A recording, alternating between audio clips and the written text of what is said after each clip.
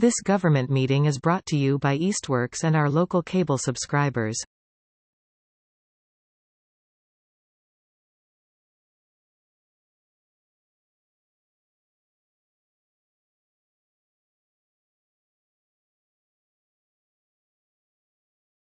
Republic for which it stands, one nation, under God, indivisible, with liberty and justice for all.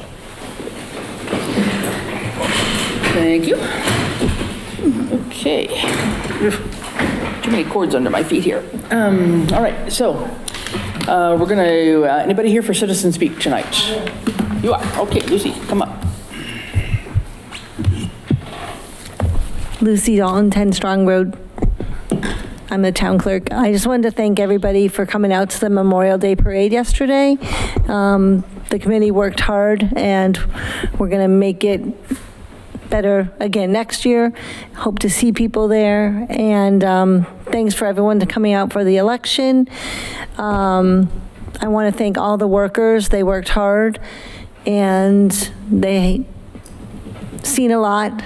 So we appreciate everybody who did not write in comical names, but there was some Paul Bunyans and some Tom Brady's, and those did not get counted. It's state law. We do not have to count Paul Bunyan. But it was about a 1,900 voter turnout, 1925, and it went well. So we have some new elected officials coming on, and hopefully they're going to make a big difference. And just a reminder that the election is every May, the third Tuesday of May. It never changes unless it's changed by town meeting, which the town meeting has not been changed yet until the Attorney General approves that. So if it's not approved by this year, which I hope it will be again next Tuesday, next May, the first Tuesday of the month. And the election will stay the same, third Tuesday of the month of May. So write down that in your calendars. Hopefully we got enough word out to people, and we're trying our best to get it out there. The hours are always 12 to 8 for local elections. State are 7 a.m. to 8 p.m. We had early voting, we had mail-in voting. If you didn't get your mail-in ballot, when they leave our office, they go right to the post office. We don't know what happens to them after that. But if there's a problem, you can always call us. We're always willing to help. And thank you to everyone for coming out and supporting us. Okay, that's all. Thank you. All right, good. Madam Chair. Yes. Thank you for providing for early voting. That was very important to me. You said 1,900 and change. And that seems like a lot of people, but how many registered voters are there in town? What percentage actually exercise their franchise? So the day of the election, we ran the population report, and the population in Southampton is 6,296, I think. We had 5,008 registered voters at that time. 5,000? Active voters, yes. So 1,900 out of, So 19 some out of 5,000. Yeah, 19 out of 5,000, yeah. So It's still a bigger turnout, I think. it's a bigger turnout. I think the past local elections that we've had, the biggest turnout I've seen, and I'll be 11 years in October, was like, I think 1,100 for local. Okay. For local, And do you know how many open slots there are on established committees and boards and commissions? I'd have to go and get that information. I didn't bring it with me, but I could provide it for you, yeah. I just would implore my neighbors and fellow Yes, citizens definitely. that if they would like to make a difference in their community, please. We really- There are lots and lots of opportunities. There's definitely lots of opportunities. But we do have an assessors board. We have a new finance committee member, so that's great. And yeah, there's openings. Just call my office, 413-527-8392, or they can email me, ldalton@townofsouthampton.org. And I can give them information. We did get some phone calls today about the question, and I, responded with, you have to ask the town administrator, because my assistant and I can't take a ton of phone calls like that Yeah. to Well, it's answer not your role. questions. Right, Yeah, so, okay. Thank you, All right, Lucy. thank you, okay. Just one small thing I'd like to just recognize.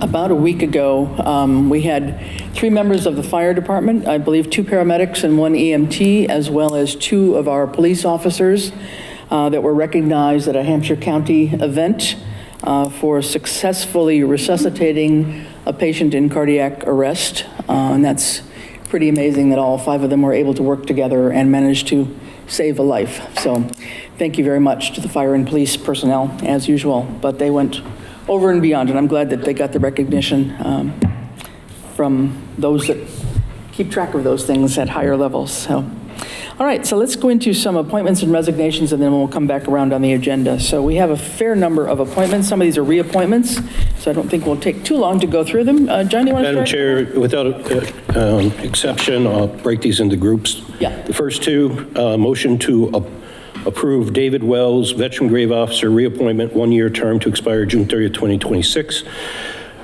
Michelle Murdoch, Veteran Service Agent, reappointment, 1-year term to expire June 30th, 2026. Okay. Can I have a motion? Can I have a second? Second. Okay. All those in favor? Aye. Aye. May I make one more interruption? I'm totally embarrassed. Let me introduce our new select board member. Dan's hiding, sorry. No. Ellen DeBrun, recently elected, and welcome, and looking forward to having you as part of our team here, and thanks for stepping up and being willing to be on the board. So thank you very much. All right, go ahead, Joe. The next group of 3, motion to approve Donna Lynn, Council on Aging Board, reappointment, 3-year term to expire June 30th, 2028. Susan Seabolt, Council on Aging Board, reappointment, 3-year term to expire June 30th, 2028. Kurt Nyland, Ad Hoc Technology Committee, reappointment, 3-year term to expire June 30th, 2028. All right, could I have a second, please? Second. All right, all those in favor? Aye. Aye. All right, thank you. Let's go to the next group. Motion to take up the next 6, all related to the building department. Motion to approve Ron Lauren, Building Commissioner, reappointment, 1-year term to expire June 30th, 2026.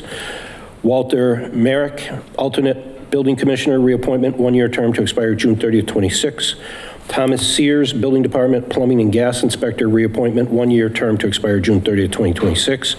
Anthony Lugren, Building Department, alternate Plumbing and Gas Inspector, reappointment, 1-year term to expire June 30th, 2026. James Fisher, Building Department, Electrical Inspector, reappointment, 1-year term to expire June 30th, 2026. And James Malox, Or Mayu, I would think, but I don't know. Building Department, Alternative Electrical Inspector, reappointment, 1-year term to expire June 30th, 2026. All right, could I have a second? Second. Okay, second by Stephen. All those in favor? Aye. Aye. All right. And the last 4, motion to approve Christina Madsen, Master Plan Implementation Committee, at-large, reappointment, 1-year term to expire June 30th, 2026. Francine Tishman, Bylaw Review Advisory Committee, reappointment, 1-year term to expire June 30th, 2026. Chris Fowles, Bylaw Advisory Committee, Ad Hoc Grant Search Committee and Master Plan Implementation Committee, reappointments, 1-year terms to expire June 30th, 2026. And Stephen Johnson, Housing Authority and Board of Affordable Housing Trust, new appointment, 1-year terms to expire June 30th, 2026. Can we make one small amendment? Could I have a second first? Second. Okay, just an amendment on the last one. Steve and I chatted about this. We're going to go with the Housing Authority. The Housing Authority has requested Stephen be appointed. He's attended just about all of their meetings recently, and they really would like him to join the group for now. And we will have a couple of members coming forward. We've got a couple of people that have put in their applications for the Affordable Housing Trust. And so I'd like to pick those up at the next meeting when we have their paperwork together, and we'll pick up Stephen at that point in time as well. on So that. amend the motion to strike under Stephen, the Board of Affordable Housing Trust. Correct, all right. So done. Okay, so with the second in place, I'll second that. All those in favor? Aye. Aye. All right, very good, thank you. Madam Chair, if we could go out of order under new business, take up the 3rd bullet item, the note signing of the East Street Bridge dump truck loader requiring action. Perfect, okay, so Yeah, Jen, would you like to come up? And we'll come back around on the town administrator and the select board reports. We're just doing this so that people that need to notarize things and whatever can get done. So we'll do the note signing, then we'll actually jump to the CRs because those have to be notarized so that Lucy can leave, and then we'll come back around, okay? So we have a note to sign. If you want to give us the highlights of that, Jen? Okay, so this is a renewal to borrow again for the East Street Bridge, a dump truck and a loader for the highway department. Where's that paper? So, let's see. So I should put these down so you can't see. So for this issue renewal, it's $1,472,000 for the East Street Bridge, $220,500 for a dump truck, and $132,879 left on a loader for the highway department, for a total of $825,379. We received, I believe, 4 bids on that. Where's that? So this is a refinancing essentially, right? These have all been out before under, Rolling over again until, eventually, hopefully the town can go out to bond, especially on the East Street Bridge. Thought I had that paper. But there were 4 bids that I sent, that should be in your packet. I trying to thought I find the printed it page. too. yeah, trying to reach it here. My packet's not performing here, hold on. So Unibank accepts the lowest bid. Yeah, you could put that up, Scott, that's easier. Mine is not I thought I brought it with me. after all the CR stuff. It's around page 145, 150, but I haven't gotten there yet. I've got the wrong document open. Okay, here it is.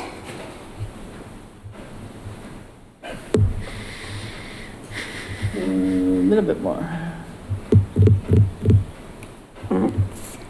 There we go, somewhere in there. Perfect, okay. Now, so we had more than one bid on this, is that it? Right. Yeah. Right, so there were, oh, that's not, What page oh, is that? okay. What page is that, Scott? Well, there were 4 different bids. 122? There was 122? Oppenheimer, which ended up winning the bid at 4.1176 with a $100 premium. Bank ESB bid 4.2, Greenfield Co-op 4.2, and then Unibank for Savings bid 4.35. So Oppenheimer won the bid at 4.1176.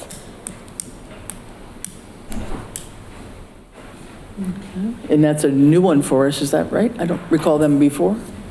Is that one we've had before? Is No, No. no. So this is actually a, okay, by the way, it's back on, so I can see again. This is a 267 day instead of 365. Unibank thought that if we put it out for 267 days, rather than the 365, we could potentially get more bidders. So I'm not, did that help? I don't know, because we usually get around 4 or 5 bids anyways. But the interest is based off the 267 days rather than the full 360. Do we have the sheet in the packet that has the submissions? I'm not sure, do you want to look at this? We have that summary sheet, we have that, But the boxes aren't filled in. Yeah, I'm not sure, we have the summary thing. I don't think we have the individual bidding documents or the I thought I forwarded it to Judy, but I think I forwarded it after, so she might not have, might have missed it in this. yeah. Can I ask a question? Sure, go ahead. So this is a ban, right? Yes. Okay. The dump truck and the loader, I guess for each one of the 3 projects, what year are they in? Like the East Street Okay. Bridge? Yeah, so the East Street Bridge, that was voted in 2019, the dump truck in 2021, and then the loader 2022. So we've been paying down $64,000 towards the East Street Bridge. $36,750 to the dump truck and $44,293 for the loader. And the East Street Bridge, it was approved in 2019, was it 2020 when you first had to issue a ban?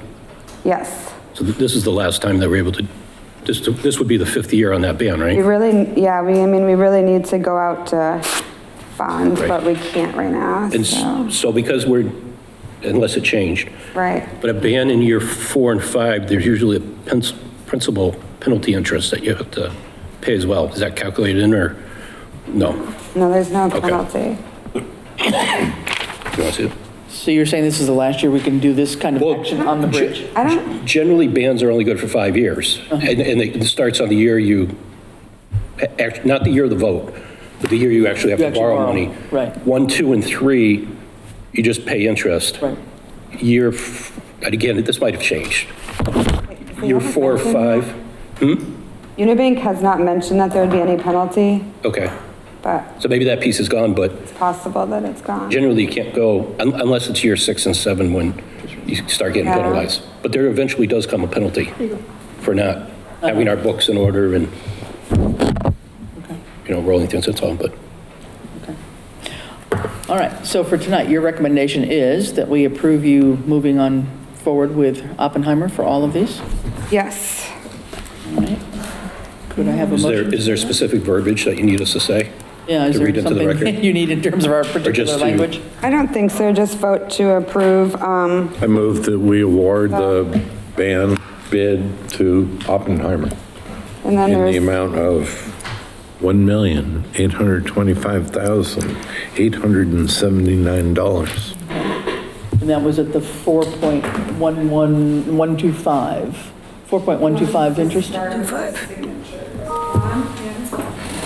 All right, so we have a motion, could I have a second on that? Second, could you just add to that motion that it's based on the recommendation of the financial advisor? That we- Sure, That we okay. paid? Certainly. So based on the recommendation of the financial advisor, we will move forward with No, Oppenheimer. because she's relying on, which is the right way. Okay, all those in favor? Aye. Aye. All right, any opposition? All right, motion carries. Thank you. So we will sign that and keep going. all right, thank you. Good, thanks, Jen. We'll sign those and Lucy can do her notarizing thing. All right, so let's, we'll come back around here. Let's grab our couple folks that have made a special effort to come to the meeting. So Bridget, why don't you come on up on the Mountain Waters conservation restrictions, please? And we'll talk about those. And those, I believe, also have to be notarized. Correct. Okay, yep. And would you like me to do a project overview? Sure, first? yeah. All Just right. go ahead and introduce yourself again. Most people know you, but just in case. Hi, everyone. I'm Bridget Likely. I'm a conservation manager with Kestrel Land Trust. I'm here tonight to present on 2 CRs related to the Mountain Waters Landscape Partnership Project. And just to start, a brief overview of that project. So this project was awarded to the town of Southampton, Kestrel Land Trust, and other partners in fall of 2023. At fall town meeting, the town also voted a large sum of CPA funding towards this project, around $420,000. And for a number of parcels to be protected in fee and conservation restriction. So a quick recap of the status of those parcels. In June of last year, the town purchased in fee 152 acres off Fomer Road for conservation. Because of CPA funding involved, Kestrel Land Trust also took a conservation restriction that was signed again last June on this land. Open Space Committee and Conservation Commission are currently working on exploring trail opportunities on that land. It's open to the public. As part of this grant, the town also closed on Glendale Ridge APR along with the Massachusetts Department of Agriculture and Recreation for 34 acres, and that was done at the end of December 2024.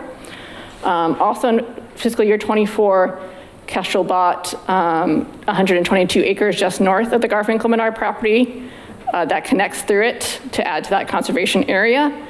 And then also 120 acres was purchased in the town of Southampton by Holyoke Water for surface water quality protection.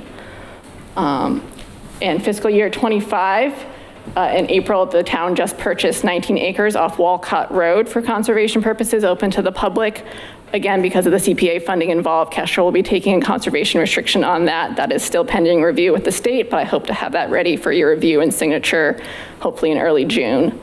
The Department of Fish and Game also just closed on 80 acres off Pine Ridge Road in Montgomery as part of this landscape partnership project, also open to the public, particularly for hunting. And then I'm here tonight to discuss the Glendale Ridge CR. This is in partnership with the APR that closed on the east side in December. And so the CR is a bit more flexible to allow for a combination of agritourism, agriculture, and conservation of the back forest land. This is 47 acres in total, and will allow for the unique operation of the vineyards so that it can continue to be a business operation while also having trails in the back and expanding agricultural in the future if it needs to. And then we have a private CR on 69 Maple Street, that's 66 acres. That's a private residence. And so that, while it's not guaranteed public access, is protecting critical natural landscape, agricultural soils, wetlands, and Zone 2 surface water protection for the Barnes Aquifer. And so the Glendale Ridge and the 69 Maple Street CRs have been approved by the state for local signature. And so those have been presented to the select board, along with the baseline documentation reports. So I'm happy to answer questions tonight about those two CRs or the project in general. Yeah, no, the baseline information is quite extensive in terms of the report that you sent around with us. Does anybody have some questions about any of these things? I mean, the Maple Street one, I think you said is not going to be open to the public. It's going to be, it's in family hands, right? Correct. And so it won't be like open for people to go hike and do whatever. Yeah, you know, if the landowners want to open it to the public by permission, they can do that in the future, or if hunters are interested, they can approach the landowners privately for that. And then on the one at the vineyard, you said? Correct, that's also not guaranteed public access, but currently the landowners do welcome the public on the trails there. We just didn't want to interfere with business operations in the future if they needed to change that. Just to go ahead, Steve. flog that dead horse, a conservation restriction never prohibits public access. Correct, yes. It leaves that choice in the landowner's hands. Thank you. Yeah, so at the present time, anyway, they're not entertaining that, but they might in the future, you never know, right? Correct. Yeah, but that is such a common misperception that it's really important. Yeah. And so Kestrel will be holding the CR on both of these, right? Correct, and because CPA funding is involved, the town is listed as a secondary grantee and holder, but Kestrel will be taking, you know, all the responsibility of monitoring and baseline and enforcement. Okay.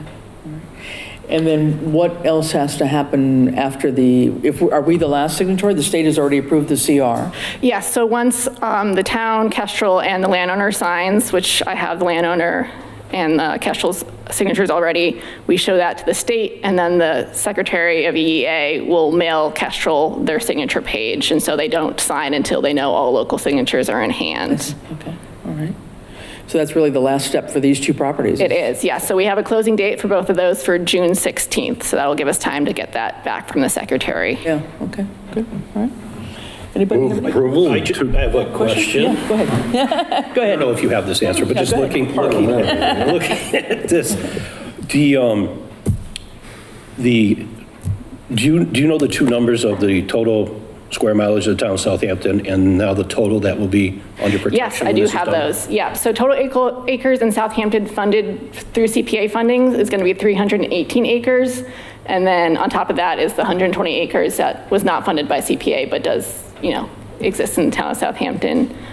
Total for the entire grant is 640 acres that have been protected through this land. Is that just Southampton though, or? That includes Montgomery and Westhampton. There's some in Westhampton, is that right? Yes, that 122 acres just north of the Garfinkel-Menard parcel. The access is through Southampton, but falls over the town line. And a lot of this is forested land and? Correct, the majority of forested land, some agriculture like Glendale Ridge, but mostly, forested. Okay. Good. Do you know if any, well, tonight, just two properties, they're enrolled in chapter, I presume? Yes, both are enrolled in chapter and will stay enrolled in chapter. And will stay enrolled in chapter, so there should be no effect on the tax income. Yes. Thank you. Okay, anybody else have questions? Ellen or Dan? No? Good. All right, could we have a motion then? Great job. Move approval of the 2 CRs as presented tonight on Glendale Road and Maple Street. Maple Street. Thank you. Second. Second. All right. Heard a second by Dan over here first, so we'll take Dan. All right. Any other comments or questions? If not, all those in favor? Aye. Aye. All right. Motion approved, so thank you. Thank you. I just want to add that the town CPA funding, so the funding the CPA put in was matched by state and Kestrel privately raised funds of 1.8 million for the Southampton parcel. So it went a long way. So thank you to the town for those CPA funds. It really helped. That's great, yeah. It was great that you were able to find some private funding as well to match these things. I mean, I think that's Yes, always I mean, this the- has been a great project. It's really covering a lot of great conservation value. It's serving not only the town of Southampton, but the Berkshire Wildlife Linkages Corridor, which is linking the Hudson Highlands up through the Vermont Green Mountains. So it really is a landscape scale project that Southampton is participating in. And behind it is this under a federal level grant program or just state? It's state. It's just state. Yeah. Good, well, it's probably good for that, too. We might be risking it if it was beyond that, so, good, so we have all the baseline documentation for both of these properties, extremely detailed, and we can put those up if anybody wants to see them. We could throw the reports up on the website for that matter.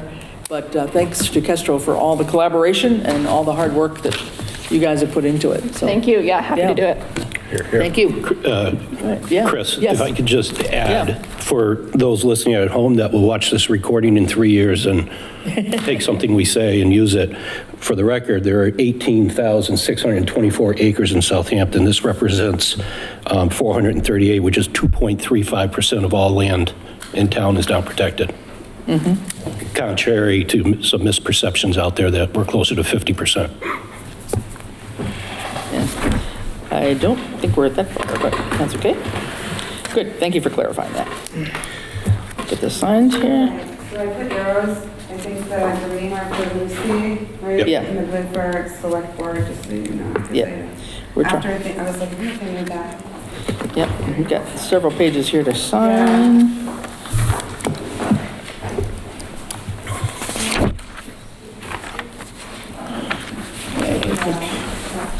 So we'll get all these hopefully signed. Yes. Okay. Yeah, well, have to sign that. Yeah, okay. And then are there documents, and we can sign the Kestrel ones tonight if you'd like. Yeah. Is that just my signature or is that everybody? That's everyone's signature. Everyone's signature? Isn't that great? Okay. So Lucy, since you need to leave, would you just take our vote as having voted approval and do the notarization? Okay. Do we have the paperwork documents? on that, or no? Yes, sorry. Oh, sorry.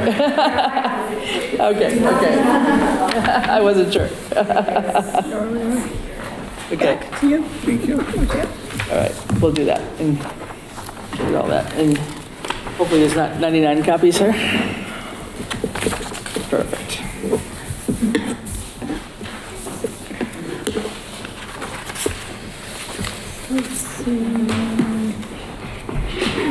In that direction. Good. Get that done in 2 seconds here. Give us a minute.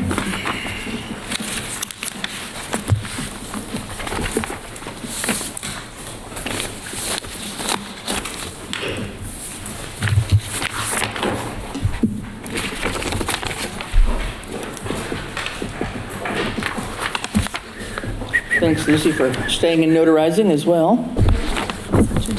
Get that taken care of. Sorry. I can bring this to you. That's okay.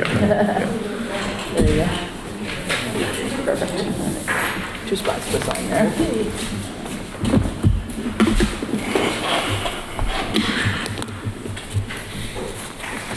Just one moment. Look at there. So look at there, your first select board meeting, Ellen, and you're Look at that. signing on Saving more on land Glendale conservation. Road. I'll do that any day. Yeah, not too far away from you. Exactly. Glad to hear it. Kind of your neighbor. All right, good. Okay, so thanks, Bridget, for coming, and again, thanks to Kestrel for all that work. Much appreciated. All right, so let's pick up I don't think it'll take too long. Let's just quickly do the town administrator report, Scott, and then I'm sure there's not too many meetings on select board report, and then we'll jump into the next agenda items, so we don't forget the town administrator report. Go ahead, Scott. Okay, so before I forget, I just want to announce that our Veteran Services Officer is going to be having a Veterans Benefits Fair June 14th, 12 to 4 at Conant Park. Everyone's invited to attend, veterans, family, and survivors. So that'll be the first one that we're having. I think Michelle's done a really good job with that, so it'll help connect people with services. Kind of a picnic and a variety of vendors and people that deal with veterans' issues and benefits that will be coming to that to explain what people are eligible for, which is great. So hopefully we'll get people to attend. Great. So obviously there was a election last week. It's kind of I guess a fork in the road that the select board will discuss over the next couple of weeks on how to proceed. From a financial standpoint, with the Norris Elementary School override not passing, it's going to be a little bit more difficult this year, going into next year for the budget. We did use some one-time funds to get to where Norris needed to at least be a little bit this year, although it wasn't as much as they had requested. So a lot of these issues we're going to be probably facing again next year. With the public safety, I think the select board will be talking, and then the public safety will be meeting, I think, next week. I believe so, next week. I think it's next week. So there'll be a lot of discussions and, I guess, decisions that have to be made on next steps. So, but we did get a new member, so. Yes. A discussion item later. Yeah. Yes? We'll do some of it later on. Yeah. It's on the agenda. Everything is submitted for FY23 audit, so we're waiting for CBIZ to do their part. And then once they're all set, they'll give us our questions and things that we have to answer, and we'll post on the website. Just a note, CBIZ is now the new name of Markham. Yeah, right? formerly Markham, now CBIZ, Yeah, so they so keep it's changing every year. It's changed its name yet again. Okay. CBIZ, okay. And we did start with the FY24 audit. They switched to an online portal this year. So I was able to actually print out a little bit better than the screen captures. You had that up a minute ago, yeah. So that one, you can't really see that well. But Scott, in regards to that, the outstanding items that are there, that you shared with us a paper copy, can we get that over to finance as well? Yep, So they can be aware of Yeah, the right, scope. to the finance committee, absolutely. Yep. Oops. So it looks like they had quite a few, and this is all their usual kind of preparatory stuff of the kinds of sampling that they like to do on a variety of issues here, but it looks like we've got quite a few, and some at different levels of different departments, but about 100 or so questions or things that they're going to be looking at. So we know it takes time to go through all this paperwork, but anyway. When do we anticipate or maybe we're already doing it, when do we anticipate to start loading that portal with the documents that we have? I'm going to meet with the assessors, accountant, and treasurer probably this week, and see what we can get it uploaded as quickly as possible for the low-hanging fruit. So will they still come in and do paperwork stuff, or yeah. everything's okay? But They request all this, they review it, that drives Then they'll more come back in. questions, Yeah. and then they come in. Right, But okay. could I ask of the chair, that perhaps the first Tuesday each month that the select board meets, that there be a 5-minute update? We had 120 questions, we're now down to 119. Sure, that sounds like a Or maybe we're good down idea. to Yeah. 98. Just get an idea where, It'll also allow us to continue to track it. right, And not be see out of what sight, we've out been of able to mind. submit and where we're having any issues that maybe, we have to scramble around and do some research on. But yeah, that would be helpful. That's a good idea, John, thank you. I think I should be able to invite Yeah. users, so I might be able to invite the select board onto this portal as well. Oh, possibly. Okay. So that might be available too, but regardless, I'll also do a separate FY24 audit onto our shared drive to put all the documents in. Right, okay, yeah. Steve? Well, further to that point, is this the thing we need to do before we can go out for long-term borrowing? Yeah, Or is this just one of many things? it's one of the big keys, one of the big factors. This needs to be done, and then we need the timely filing of the town reports to get to the free cash. And Right. We got to get that back on schedule, but we need to get Yeah. caught up because this is just June of '24 and we've got 2 months and. I second the motion to have update Yeah. on the first Tuesday of every month Yeah, no, I think that's fine. on the audit. Thank Yep. you. I think we can make that happen. All right, go ahead, Scott. You want to call the vote? Well, I wasn't planning on a vote. That is directive. You want to do a vote? Well, Okay. I was taking it as okay, but if you'd like to make a vote. we I'm can- sure Scott heard it in the fullness that I intended. I think we're good. We will make think sure it's it's on good. the agenda every Tuesday that we meet, just status of where we are, what's been dealt with, and where we're having any issues, so. Yep. Okay, go ahead, Scott. The other thing is it will, pending tonight's approval, we'll have a new health agent starting, actually not June 15th, that's a Sunday, so June 16th, Monday. So Claudia is ready to go. We just need the final step of select board approval, so that will be good. Next land use planning session will be May 31st, 10 to 12 at North School. Easthampton Media will be there to do some photography in case anyone's not able to attend or miss it. I'm still waiting for DNF on the format, but it's going to be a little bit more traditional presentation style So rather will it be than recorded or live streamed, do you know? recorded. Recorded, okay. And then the Schedule A actually has been approved today. So Schedule A for 24. so it was submitted last week and it was approved today. Okay, so that's something to get back on schedule, because normally that's due in the fall. So we will, hopefully, having gotten through many tangled issues this year, budget-wise, we can hopefully get ourselves Right, on 'cause schedule for that. The Schedule A is what we were in, the delay in filing it is what we were sanctioned by DLS that they were going to withhold state funding, right? So that's, crisis has been avoided. So now this allows us to get our state funding released? Yep. Yeah. Okay. Any other comments, questions on Scott's report? No? Okay. Just very briefly, anybody have any updates on your own committee liaisons? Dan, anything in particular? Nothing. Nothing? No meetings happening? All right. Stephen, anything? Both open space and greenways have met prior to the town election and are prepared to participate in the workshop this weekend. Open space meets tomorrow night and greenways early next week. Housing Authority similarly has rallied and has identified folks that will attend the workshop and be prepared to speak to the evolving concept of affordable housing, because rather than having an encyclopedic illustration of possibilities, we really have a much clearer idea of what the land can support and what the town is potentially interested in. But at another point in the agenda, we'll talk more fulsomely about preparing for this workshop, which is this Saturday. Beginning at 10? Yep. I heard noon, No. 10 10 to until 12. noon. And, again, this is a clarion call for citizens to engage in town affairs. There are many open slots on standing boards, committees, and authorities, but for many years, your neighbors, as volunteers, have served on the Public Safety Building Feasibility Committee and also on the Senior Center Feasibility Committee. We have had quite an open process that arrived at the decision to buy the land and accommodate a variety of future uses. I'm truly dismayed that we have not been more successful in sharing facts and inviting people into the process, because we clearly fell short.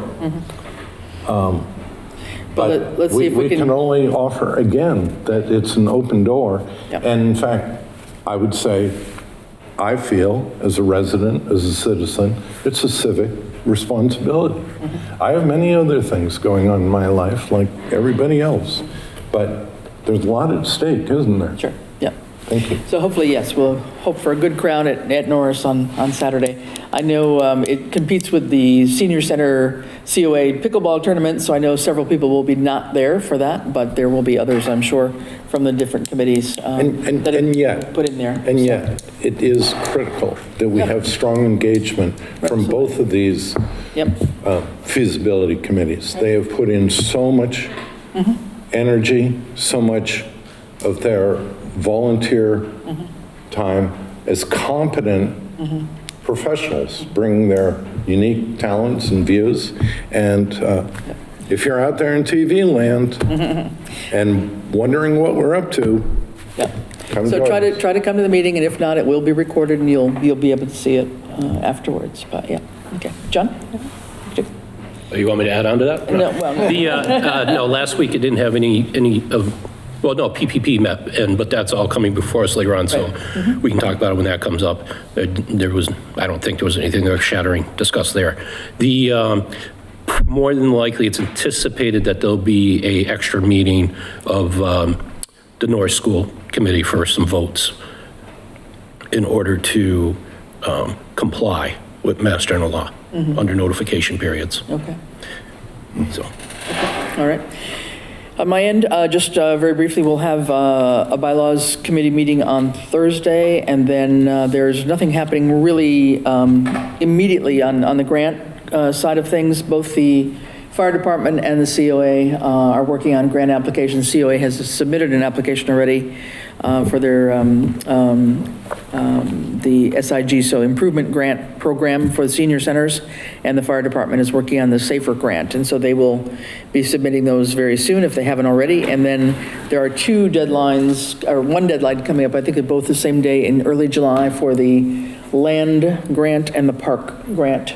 These are two grants that actually, we've taken advantage of both of them in the past at various times, and they're both due up. But I know Open Space in particular and Park Commission are interested in talking to the grant committee, and so we'll make ourselves available whenever they're ready to tell us what they're thinking about. So that's about what's happening on, and we're trying to schedule up a Master Plan Implementation Committee meeting. We're meeting at most quarterly. Right now, it's already slid to June, so I guess it'll be twice a year this time.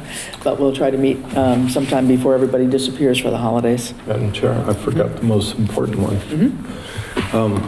This morning, the Metropolitan Planning Organization of the Pioneer Valley Planning Commission, which oversees the state and federal investments in transportation under the Transportation Improvement Program, for which we have several projects: Safe Routes to Schools, East Street redesign, redevelopment, Trails. and most importantly, the Greenway.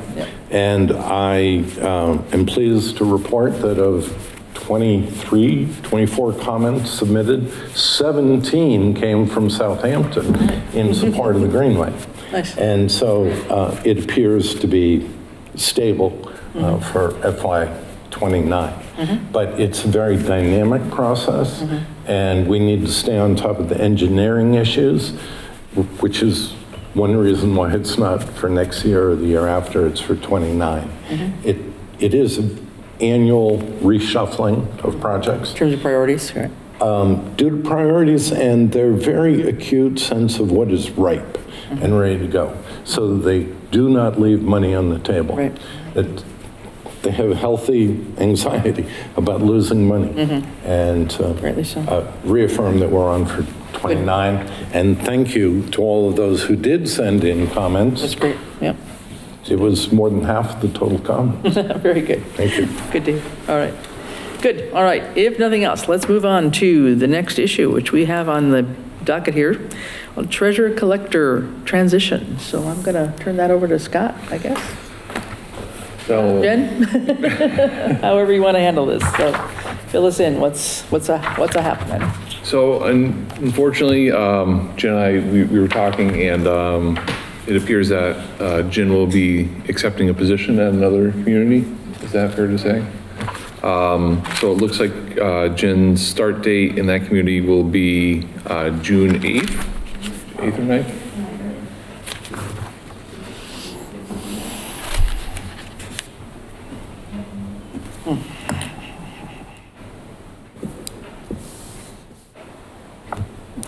So that's about 10, a week from Monday, yeah, so week and a half-ish. So I'll leave that up to you if you want to disclose where, but, you know, their gain is our loss, so it's going to be tough to see, to transition out. But unfortunately, it does lead to some questions on how we're going to proceed with the vacancy in the Treasurer's Department. Obviously, because they do payroll, it's the most important department. But the legalities are the select board can appoint a treasurer until the next election. At that point, depending on which way the select board would like to go and how town meeting votes, if there's any appetite for transitioning from an elected to an appointed official, that will take some time. Regardless, there's going to be a vacancy in that position for a while, whether it's elected or appointed.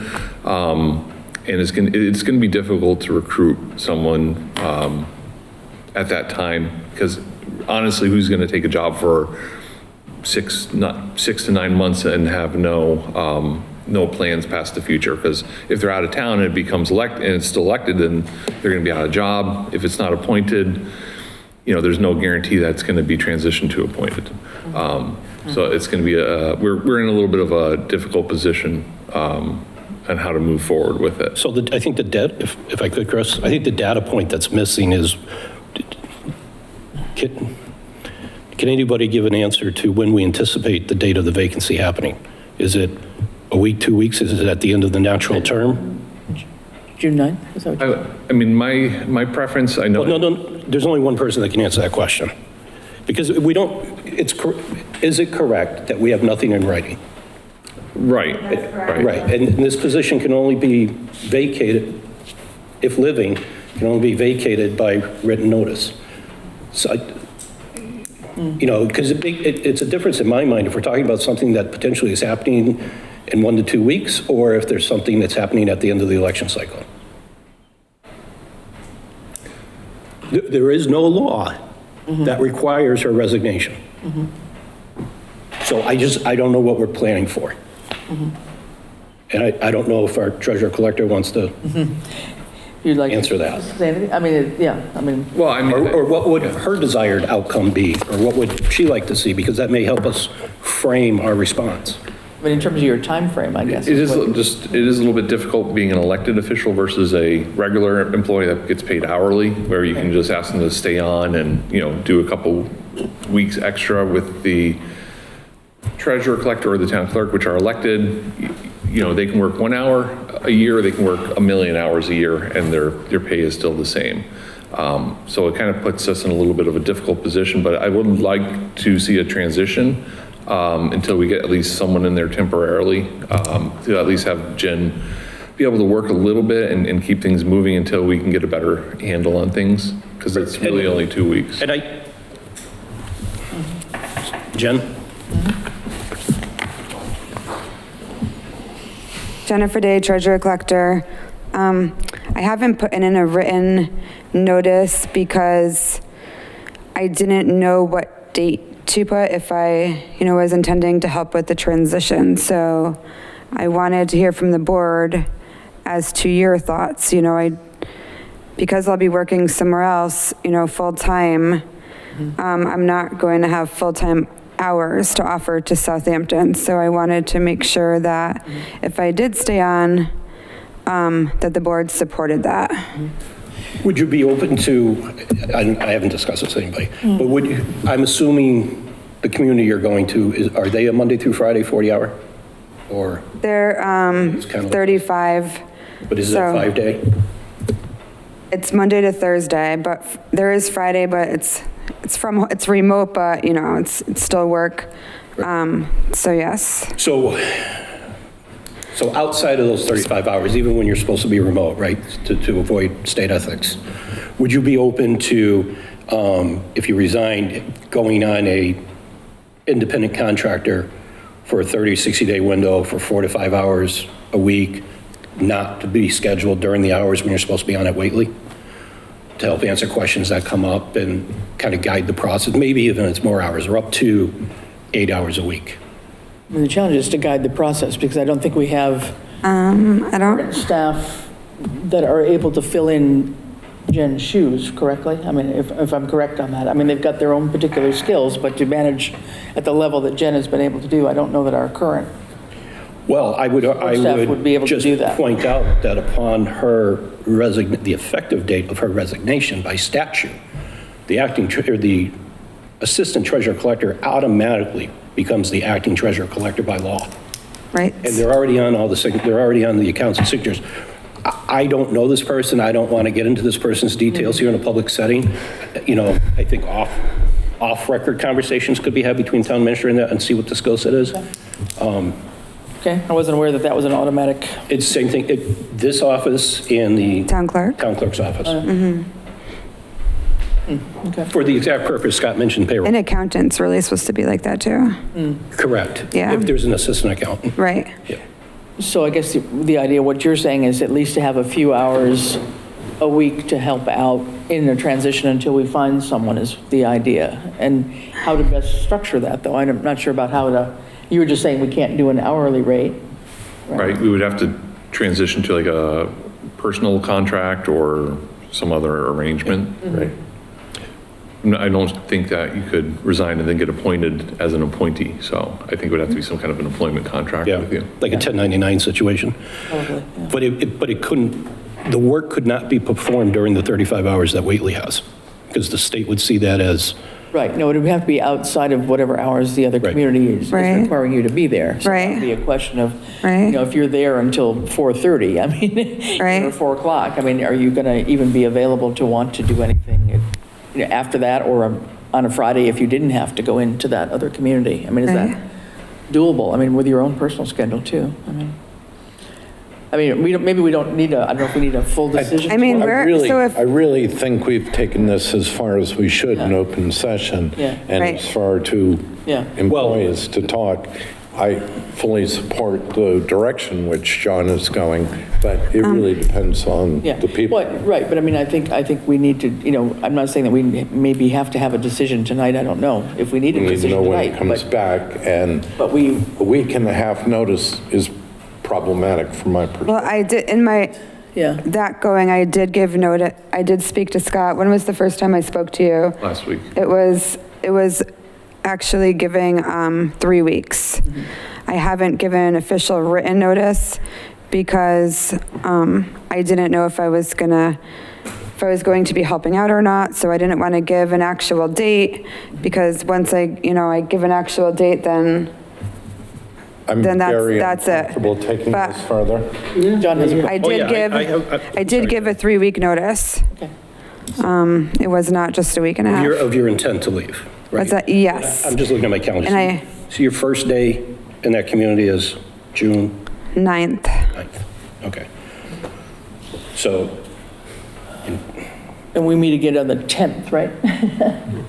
Is there something we can do to empower Scott or Yeah. that we have in the meantime? Come up with I'm something? trying to think of what else. so my other alternative is if we wait to get the letter, that appears to be, because if she leaves on the 10th, 9th, then if she Oh, I'm sorry. resigns on the 10th, she's in state violation on the 9th. right. So in essence, her last day would be either that day, midnight, coming into Monday morning or not. But if we had that tonight, then we could we would have more options to act upon versus waiting for that to come and then waiting because the state law will kick in automatically Right, exactly. with the assistant. If we're thinking of going in a different direction, which, not necessarily a different direction. Well, part of it is, what does the board, and I think we could discuss this tonight because it's on the agenda, what does the board, whether the incumbent leaves on the 9th or leaves at the end of her term, does the board want to move forward with exploring an appointment versus an election? Yes, no, we don't know, right? That conversation could definitely be had tonight to start framing, because whichever way we go on that is going to frame who we're looking to fill in. Sure, yeah. Well, and I think the idea for an appointed position has come up various times in the past as well. Has passed town meeting, but oftentimes has not made it through the ballot box. But again, with, a large budget that we have and looking for people, especially when an incumbent is not there, looking for people that have got the qualifications that we need to manage millions of dollars, I think I would personally be leaning more toward an appointed position myself. I mean, for the transition, if there's a person in Southampton, I mean, you can also look for, if preference to a Southampton resident, again, out of 6,000 residents, someone with municipal experience in finance will be rare, although we do have several that we've had already. You really do, yeah. We are kind of the anomaly on that. I mean, we have cities and towns with tens of thousands of people that don't have anyone Sure. with municipal experience, so. What would you recommend, Scott? How do you see this proceeding easily? We need someone in there, not necessarily a appointed treasurer, but we need someone in there on a daily basis to at least oversee the basic operations of the office. Whether or not there's someone that can oversee that and give some directions to that person, but we need just, at least, the staff does need at least 3 people. So, we are losing one person, and if the assistant treasurer does move up, then we're losing that person. We're losing that position. And then we can't fill that position because, again, that's a big question mark there. So, I do think that we need at least some temporary help on a daily basis. We need somebody that has a statutory authority, right? Because short of that, the assistant will absorb that statutory authority. Unless someone else is named and appointed by the select board, which could be done tonight, even if it's a temporary appointment, and by temporary I mean 2 to 4 weeks, till we can get our act in order.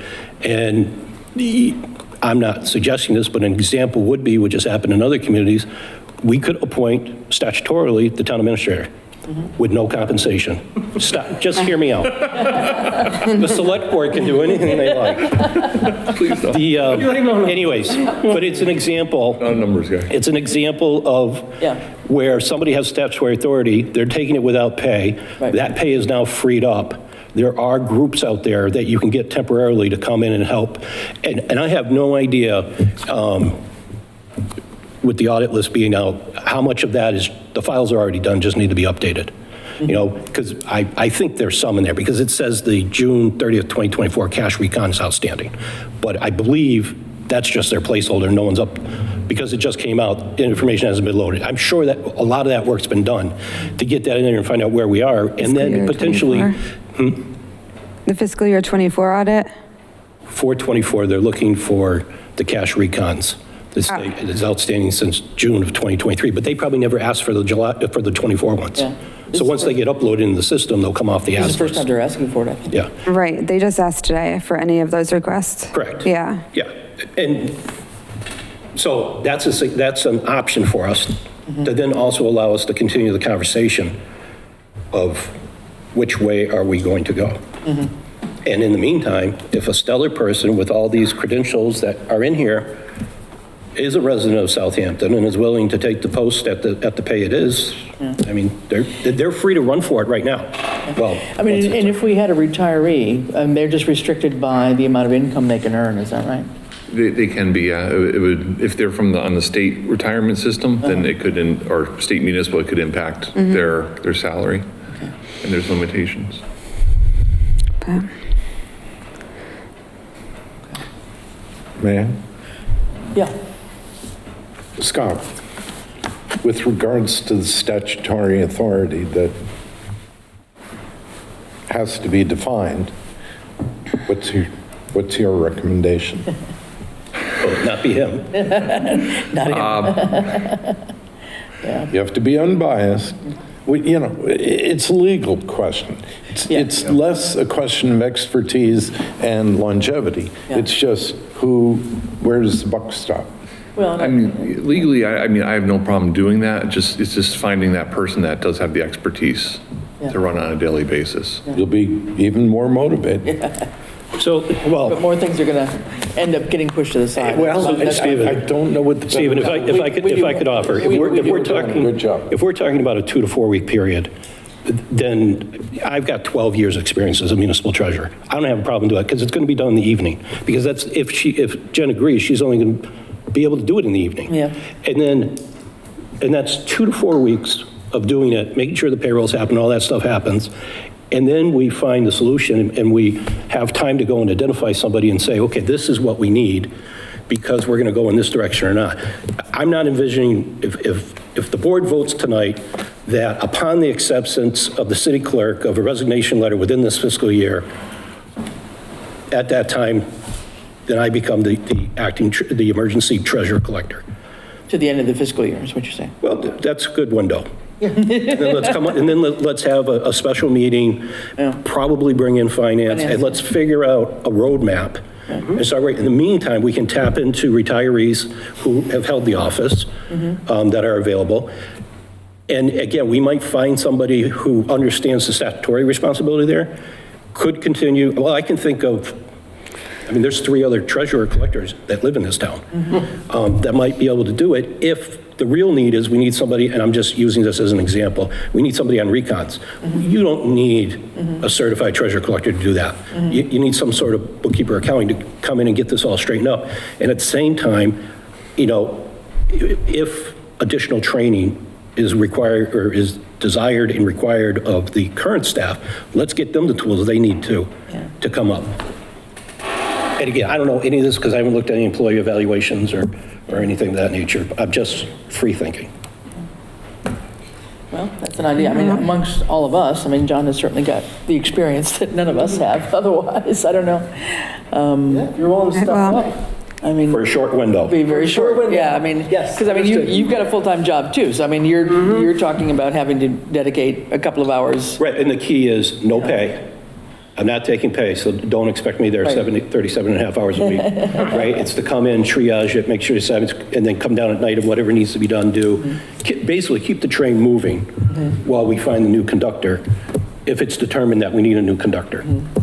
You know, and I would think Jen's input would be very valuable offline on the capabilities of the current staff, but not in a public meeting. And also whatever priorities you see coming down the line too. Right. That, I mean, aside from this crazy audit list that we've now got of 100 items, but they aren't all treasurer collector, but many of A them. lot of them are, I think.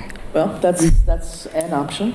Should I start advertising for someone to come in, you know, with some credentials to at least start looking Yes. at operating I the think office? I think we do that all in the same motion, and it takes effect upon the delivery of a written resignation, and I don't know if you can do email or not, but whatever meets that qualifications to the town clerk, right? Because that's going to decide when it has to happen, and if we do that vote now, there's no automatic elevation until the select board can meet again. Which is, And if the resignation doesn't happen, then it becomes a moot vote. Not that I think it will, but. all right, so how do we frame a motion to vote on this? This is quite a long discussion here. What's the simplest way to? So I would suggest that the motion say that, again, upon the standard of a written resignation being accepted by the town clerk, that the Board of Selectmen, Select board. Select Board, appoint John Lumbra to serve as emergency treasurer collector without compensation. And that it be noted that because we're under 10,000 citizens, the select board members are considered special employees, which allows this appointment to happen under state ethics. And that the game plan be created, that the unspent wages be available for additional outside resources and/or recruitment to fill the position. And if we want, we can make it a 30-day emergency appointment, so we have to revisit it. Yeah, I would think, I mean, 2 weeks is very short. So I would think, Or you could do it not to exceed 60 days without revisiting. June 30? I'd say June 30th, so 30 days would be, or whatever that is, until the end of the fiscal year, June 30th. Well, I think that first week of July, you're going to want somebody doing Well, end-of-year reports. But we can do 30 days and come back, because because again, if it doesn't come in until the 9th, it's July 9th. right, we're meeting, yeah, okay. Second. Okay, everybody clear on what we're talking about here? Dan, you know, Scott, does that seem to meet? And it's okay, I put just some samples, minimum qualifications. I mean, I think, is it okay if I just kind of wing it and put together for the advertisement? You And, can start putting that together. and furthermore, that upon this happening, that the TA would be authorized to enter into special consultant 1099 discussions with the exiting treasurer collector, should they be able to come to terms. To find out any extra time or whatever that could be Right, spent that lets to help out in a transition. All these things happen simultaneously when the It's like paper gets 3 or filed. 4 things happening all at once. One motion Whirlwind, to okay. I'd do it as one, just Yeah. approved, agreed. So I think Second. we've kind of got it on there. I hope our minute or transcriber will understand all this. Okay, I think we have a second. Did I hear that? Everybody clear? You okay to vote? All right. All those in favor of the motion then? Aye. Aye. Thank you. Aye. All right. Let's give that a try and truly our loss. So whoever you're heading out to, they're going to be lucky to have you. So we've had a long run here in Southampton with all your knowledge and expertise and going through a variety of things. But anyway, let's hope we can work together on a bit of a transition plan so it's not a bumpy ride all the way around. But thanks. Thank you. Yeah. Thank you, Jennifer. Thank you. You know, it's hard when there are other offers out there that can do better than we can. You know, can't stand in the way of some of that. It's very understandable in terms of. Yeah, but you know, sometimes they need to go to another community, Yeah. get a year or two, different experience, and then come back That's true after too. we switch the We've seen appointment. that happen in other cases too. Right, I Yeah. mean- Things, things change too, so, yeah. Okay, thank you, Jen. Thanks, have a good night. Appreciate it. Thank you. All right. Okay, next up, Is there anything left? Chapterland TCB Fruits. Trying to find this in my package here. You want to put that up, Scott? Can you find that? There's so many pages in this package, I'm getting a little lost. Anyone prepared to summarize this succinctly? It looks like it's a 1 acre withdrawal for a family home is what I think I read off Oh. of the, And it already went through all the committees? It has. yeah. And it's within the family, although not perhaps statutorily exempt. So therefore, it comes to us to waive the right of first refusal.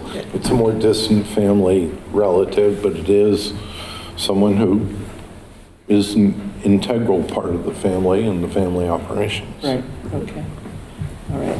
And so this So is, I've seen this at a couple of hearings. I have no questions, and I support the withdrawal. and this had already come through, I guess I'm not, second? We'd already seen Everyone. all the paperwork, all the committees have signed up, the assessors and, The assessors may still have to wrestle with yeah, it. the planning board, I know I'd seen that one, and Concom, I've seen both of those. Yep. So I believe that's it. So this is for 152 County Road. So this is TCB Fruits LLC. It is contiguous with existing residential development to the south. It's carved out of the prominent field at East Street and County Road, the field on the southwest corner, where the power lines run over the Bashista part of that. All right, okay. And the house lot is at the far southern end, tucked up against other residential development. Okay. All right. Well, I defer to Stephen on this one. yeah. Yeah, no, I see Paul Demon's signature. I think saw something there, but maybe that was a plan for something else. That was a plan of what was being talked about or something there. But yeah, no, I know we've seen the signatories. So all the committees that have needed to approve this have done so. So let us, I think we had a motion. Stephen, you made a motion, did Just you? to waive the right of first refusal on the above-mentioned property. Can I have a second? Okay, Dan second. Okay, all those in favor? Aye. Aye. Aye, all right. Any opposed? Not hearing any? Okay, that passes. Now, I think there's a new one afoot. There's one And- that just came in that and hasn't I- started I would- circulating yet. In public session request that our town administrator step up and do what otherwise town council would have to do in determining that it is sufficient bona fide notice for us to act on. I know that the assessors have shared it in timely fashion, but the assessors have only one view about its sufficiency, and there's a lot of case law all the way up to the Supreme Judicial Court, as Southampton is painfully aware, that this really needs to be scrutinized each and every time and done according to law. In terms of how they're proceeding to submit it. And that's no shade on the current proposal. I just know that the clock has started. Right. I know it got date stamped today, so the clock has started on that. So it's going to make its circulation around to the various Well, yes, but if it's determined not to be a bona fide, then the clock is broken. All right. It's a restart. So Scott, we'll let you take a look at whatever that proposal was that came in today on that chapter, withdrawal request, okay? And let us know if that's okay and get back with the assessors, because I think they're the ones that probably received it first, if I'm not mistaken. And we are working on the a new application process. Yeah, Just, it seems like it's, when it rains, it pours. Right. Indeed. Yeah, no, it's quite true. Okay.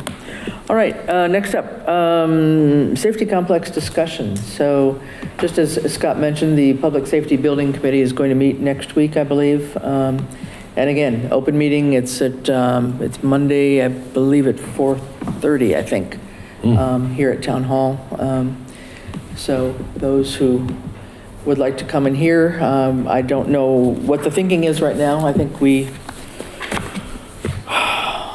I'll speak just as myself as a member of the committee. I think I was quite surprised at the level of opposition, and I do feel that there's a fair number of pieces of information that were misunderstood and misconstrued, but it was very hard to get all the wording out.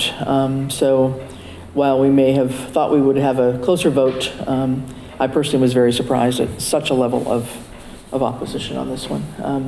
So I think we've got to really, think about how we go forward. This is not an easy yay, nay, or whatever. There's been a lot of work, as Stephen had mentioned, by both committees, Senior Center Building and Public Safety, to get us this far. And I know Senior Center Building Committee would hope to proceed, but they want to kind of sit back and be sure that they're not interfering also with the Public Safety Building Committee. So they want to understand where we all are so that we can move together in some level of unity.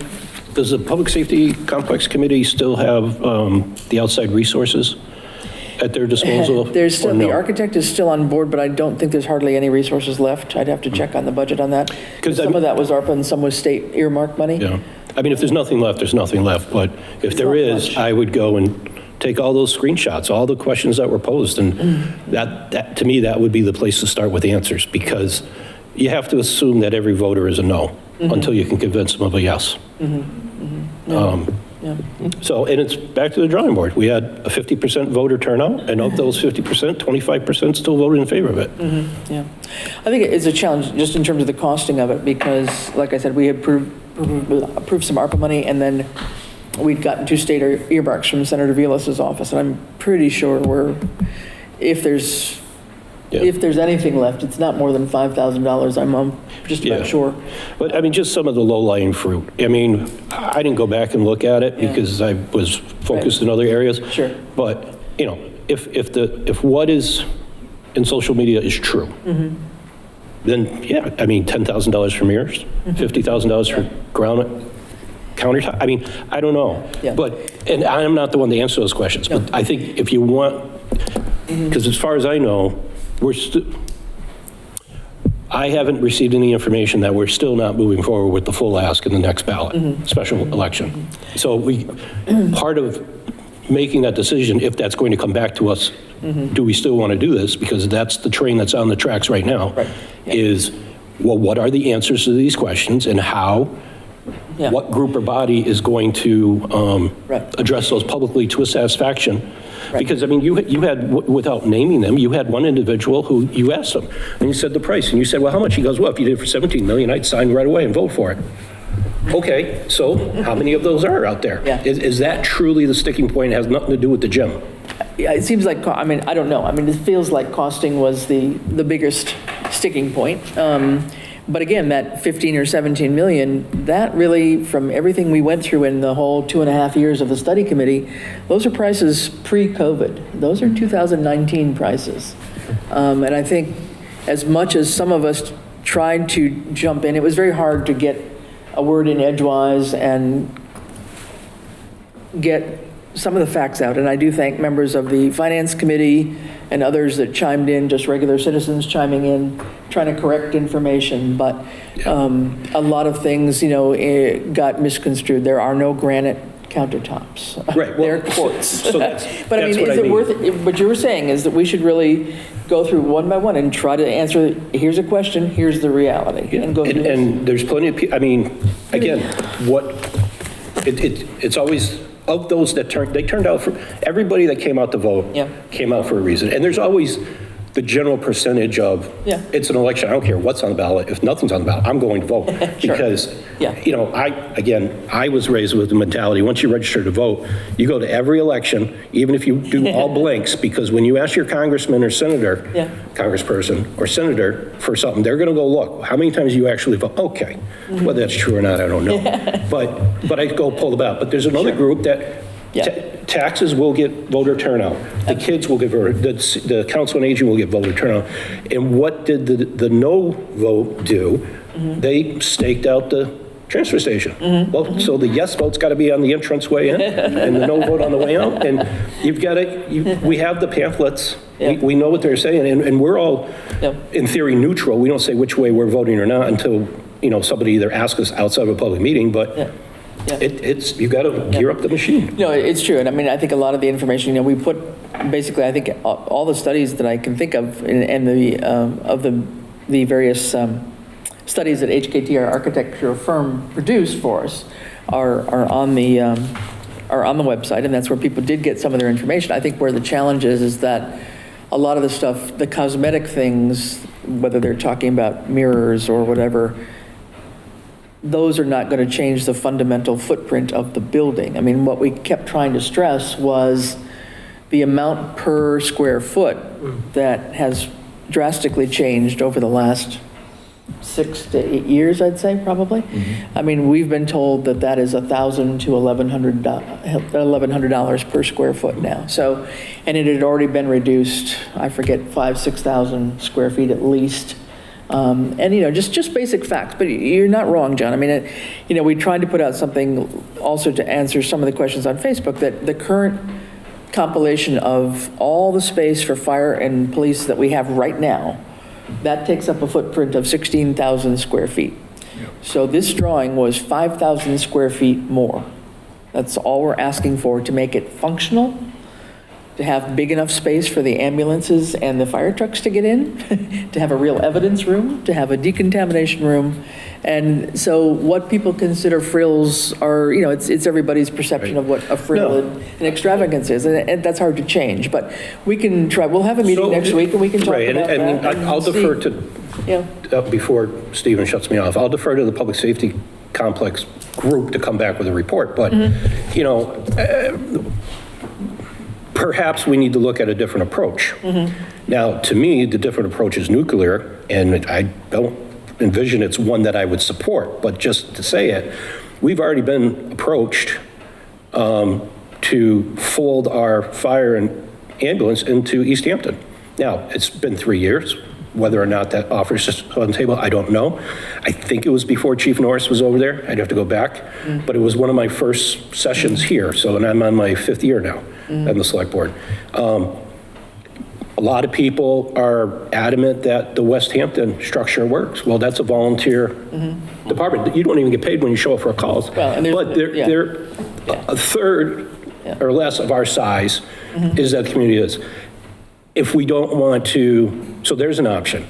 I mean, police, we've already moved our dispatching. That seems to be working. Well, keep in mind, though, this town voted 24/7 fire. I agree. We voted this a few years ago, and we're but trying thinking to outside the box, we could contract with another community to provide that service. I'm not saying I'm in support of it. I'm just saying we need to explore the alternates and give a legitimate reason as to why we're not pursuing that. Then we have our policing Could that be full? Sure, I don't know, but I don't think that works. But if we're going to do that, if we're going to outsource, then I think we seriously need to consider having a moratorium on all new buildings.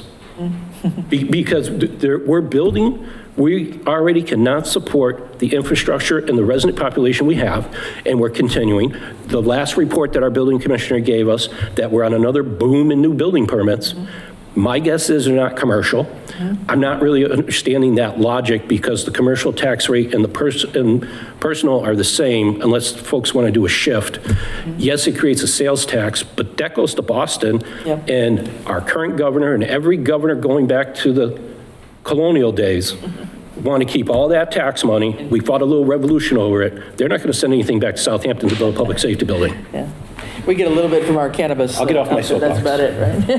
I don't know, Scott. I do want to just mention, when we talk about shared services with other municipalities, we always have to be careful. I mean, it would be great if we could regionalize everything, but from my experiences, and probably the best example is how Easthampton's been doing our fire inspections over the last year due to a grant. Renegotiating that, it was almost double what the grant was. So when we look at other communities like Easthampton and Westfield and potentially having them do it, they're not going to do it at a discount. So you're going to be paying their rates for firefighters, their rates for EMSs, their rates for police officers, which are, I can guarantee you, significantly more. And they're definitely not going to do it out of these facilities. Well, and that's the point right there, Scott. So we explored the option, and sure, Eastham, give us, we're taking this seriously. We're going to require, you have to replace the fleet every 7 years. You have to put in new facilities. So we're still going to have all those price tags. What we'll lose is the employee wages and things that go with it. But to your point, it will just come along. And fire, paramedic, we're okay. If we go so far as police, now you got collective bargaining issues. And certain things I'm okay with regionalizing, but I'll give you a better example as to why regionalization doesn't work. Our school system. Right now, where we are right now, 5 communities, 5 different reports, 5 different sets, got that finance department turned upside down, and the current administration is doing an excellent job clarifying, bringing everything to light, and doing it. It has nothing to do with anybody that's currently in office. But that agreement, if it in 1966, when we went into that agreement, if we knew we were going to be where we are now, I don't think we would have gone so far, because at that time, Williamsburg had the largest population. We were one of the smallest, and now has it flipped. It's amazing. Yeah, we've been one of the fastest growing towns. Now I'm off my soapbox. No, we've been one of the fastest growing towns in the valley, according to everything we've ever read in any report from PVPC and other ones, so. Yeah. So, yeah, I mean, I don't know, I don't think I think there's an appetite. I mean, I think the need has been, I think that the message about the need for a public safety building for police and fire has gotten through.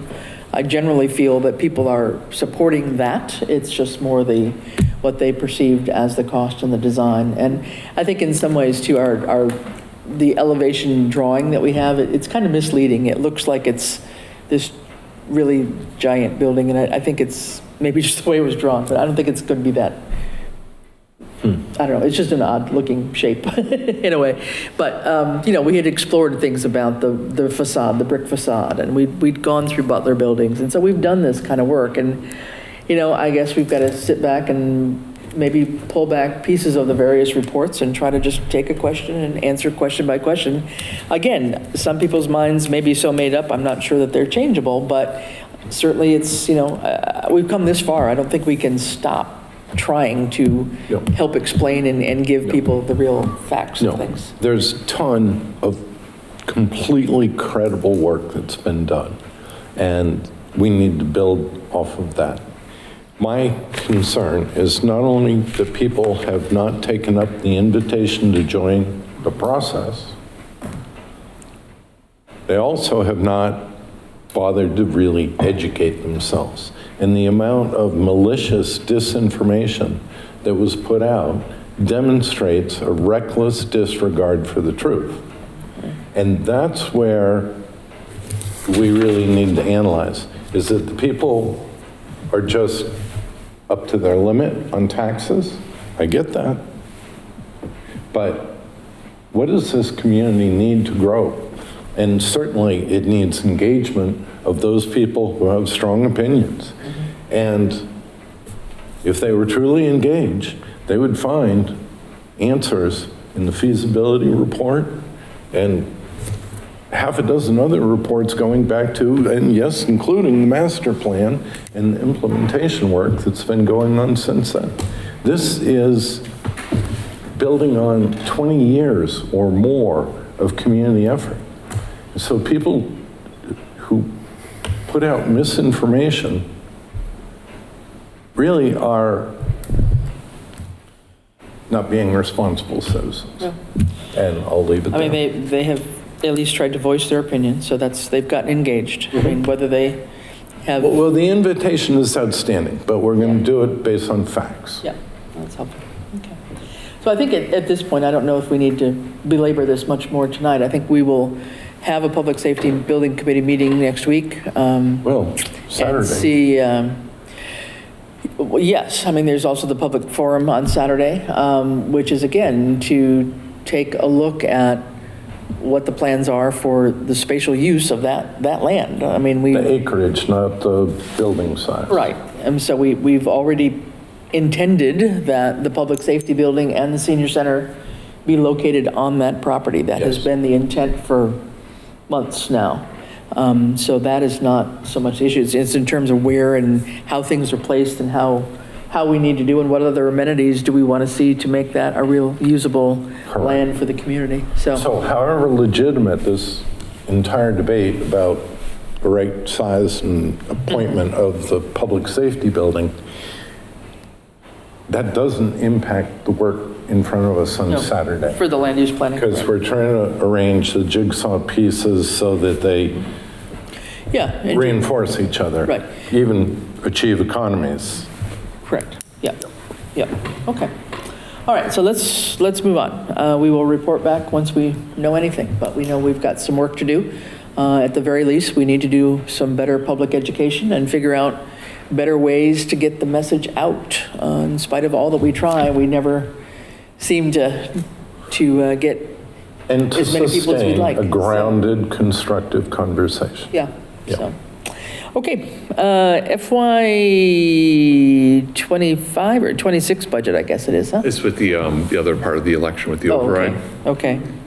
So with the Proposition 2.5 not passing, it really wasn't just impacting the schools, but it's going to have a pretty significant impact on the town operations.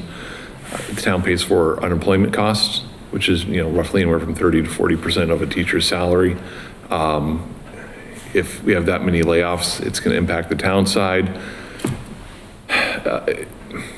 I don't see it getting better next year. I mean, our revenues are razor thin. If there's any bumps in the governor's budget between the House and Senate, if we have any major increases or a dip in the economy, I mean, it's going to be a difficult 6 months. Because we did put a lot, the town put a lot into what we could for the school side. Obviously, with the 16 to 18%, it wasn't, we couldn't even come close to that. But it's going to have an impact on this town side. So I want to make sure that we're aware it's going to be razor thin the next year to get through this. So I feel for, obviously, the school side is in a difficult position as well. And So first, I think I know what the new floor, so we already have Norris's budget for next year, right? Because it's what the number was this year. And then we figure out something to do with tax cuts. So we're going to need the 800,000 there, which is going to wipe everything out, short of some miracle. And we'll be the first one in for the budget instead of the last one. So that being said, is it prudent? Let me back up. Is it legal for July 1st, give or take, after we get into the new budget, for Select Board and Finance to meet and perhaps issuing hiring freezes? Unfilled positions, you're no longer authorized to fill those posts. Because we know, I mean, and I'm not advocating that I will support that. I'm advocating, is it prudent for us in the month of July to get the powers that be that are going to be dealing with the budget together sooner and see if there's anything that we are inconsistent agreement on, consensus on, and what steps, if any, can we take, and then are they even legal? Yeah, well, I think a couple of cases, we'd already, like in the highway, we'd already postponed at least 2 positions, I think, for not even hiring this. Correct, this and we're group going here. to supposedly vote on one We've later got tonight. One for tonight, yeah. If it passes. Yeah. And they, but there's another spot in there that I don't know, I don't know where we are. All I'm saying is, I guess what I'm saying is, does it make sense to get the people together sooner than waiting till February? Oh, sure, yeah. No, You know. Absolutely, yeah. No, I think that would be, yeah, I mean, we ought to have some sort of a joint meeting, I think, just to kick off the new fiscal year and just figure out where we stand. No, I think that would be very wise to do. And by that time, we should have, I think the unemployment impact wouldn't start until September, right? Because if you're being paid now and you've stretched your payments out, they're over the summer already, that they would continue to get. So we shouldn't see an impact on unemployment in Q1 of the next budget year, because they're not taking effect until September, until school starts, right? And then it takes 30 days to get the money.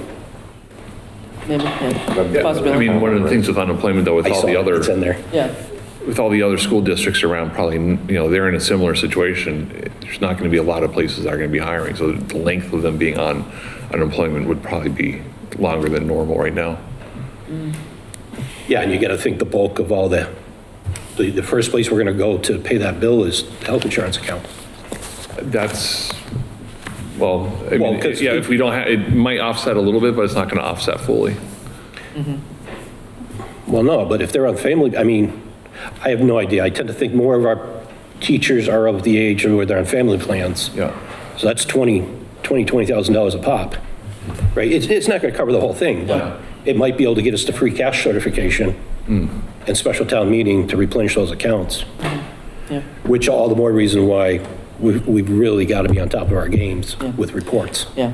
No, let's assume that we will have a joint meeting with finance, certainly in July, if not before. I think we need to, just to keep the the ball rolling, and we've had, lots of good input from the finance committee, and we need to keep that collaboration going. And we had talked about having quarterly meetings anyway with the finance team and taking a look at all of our expense and revenue accounts as we went along, so that we don't get to the end of the year and have to figure out where something got paid or didn't get paid and, have a surprise. So I think we've got a good system started, and we need to continue that. So that would be my recommendation too. All right, anything else you want to say budget-wise? Otherwise, all right, next agenda item. So it's traditional, now that we've had the election, that we have an election of select board officers.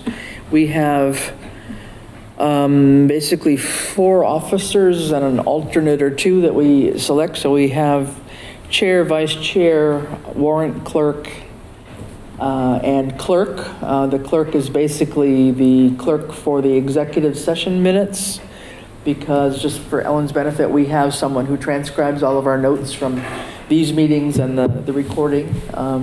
So the regular minutes of our regular meetings, that doesn't happen, but for executive sessions, we have someone take notes. I think those are the only positions, am I correct? Those 4? Well, yeah, I think so. And I think whether we do it now or later on, because I think something will change in a month, maybe that 5th person should be the backup warrant clerk, so that there's always 2 people designated to sign the payroll warrants. Right, yeah, no, that's true. Yeah, we had a miscommunication. We all thought that I was the backup, but apparently it was Dan. But Dan came through, so that was perfect. I think I was at one point, and then we changed again, so, yeah. So do we want to, we could wait till the next meeting. We don't have to do it tonight if you want to. I'm okay doing it tonight as long as we make it effective in the next meeting, because you already signed a bunch of things, or we all signed with positions attached to it. Right. Have you had conversations about people's willingness or interest or?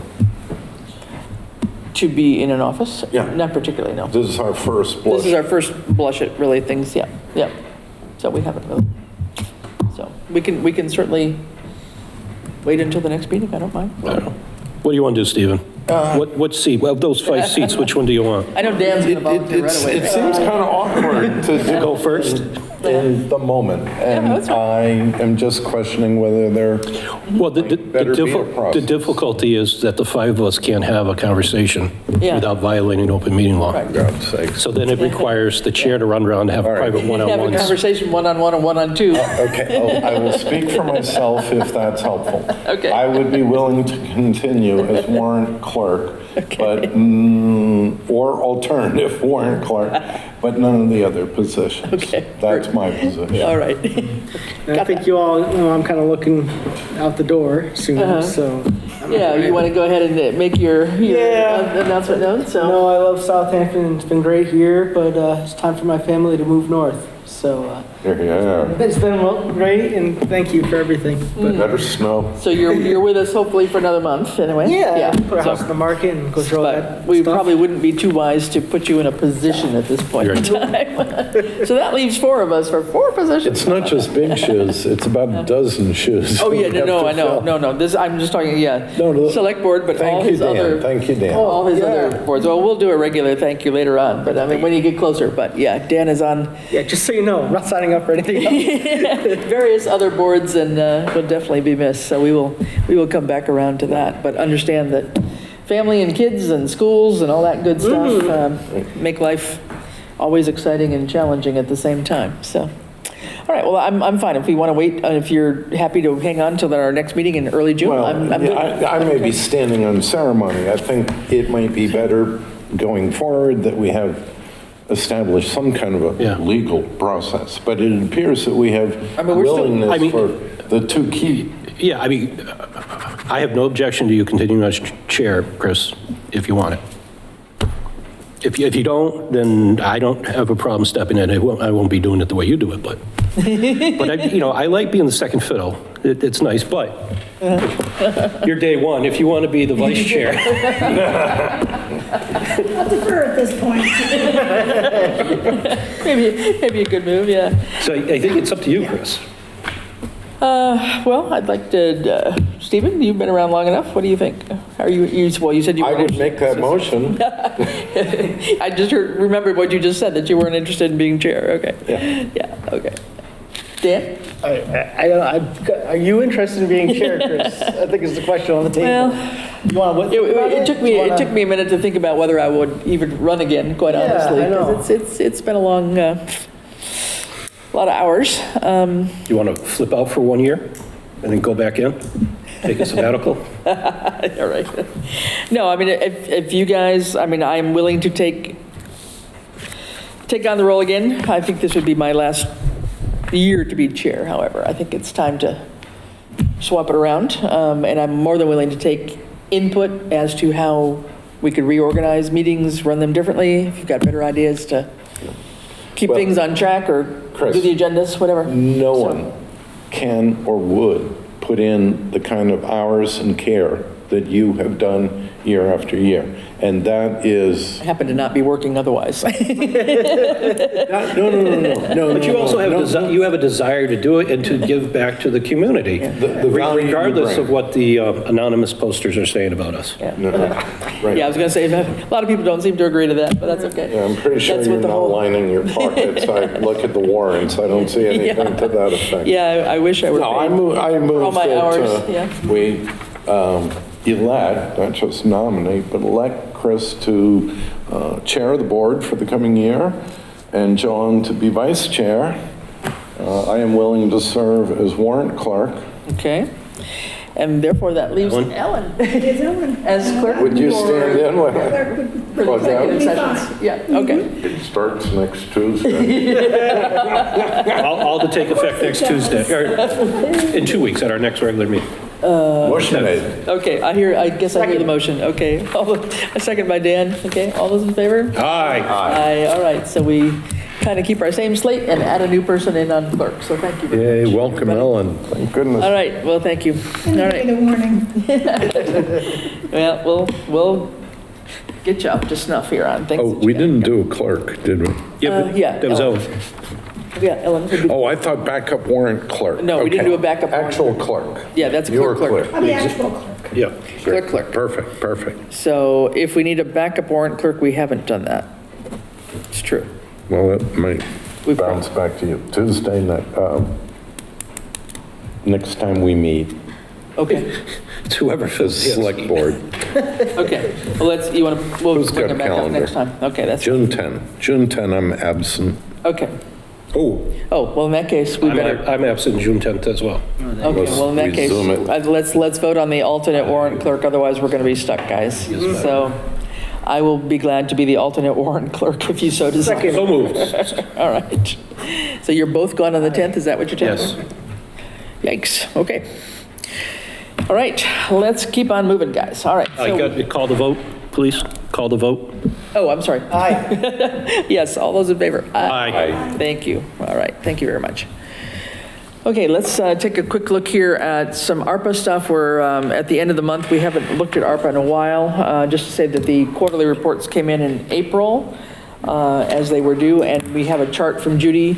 Basically, most of the projects have completed. There's half a dozen that are still ongoing, not lots of money that's still out there. So most groups have taken their money, and there are some that have not spent the full amount, and that is a report that Bradley had provided too in terms of the quarterly financial report, and that's something I'd like to go through, and I've committed to try to go through and just double check it across. So is this? This report. I'm sorry, this Yeah. spreadsheet titled ARPA fiscal 22, 23, and 24? That's Bradley's, yeah. That's Bradley. So is that up to date as of the April filings? Apparently as of April, from what I believe he said. I think so, yeah. Because the three items that jump out at me is, I thought we already purchased one of the ADA door openers, but maybe that bill hasn't The hit bill yet. might not have hit, Okay, so that's it, yes. still a work in progress. Right. And two, townwide permitting and license software, I saw a computer. Yeah. So some of that 44,000's probably been spent. But we may not have paid the bill on permit. Yeah, that won't be till after July 1st. Yeah. Okay, Yeah. That one, the computer is just for the building software right now. gotcha. Yeah. And then, are we still on track to do something with the stormwater enterprise study? I asked Ty and Bond to come in probably for, well, not, actually, maybe not June 10th, but Well, that's- at the next meeting, so I'll ask them actually to maybe delay it, but I asked them to come and do a presentation on their findings for the select board.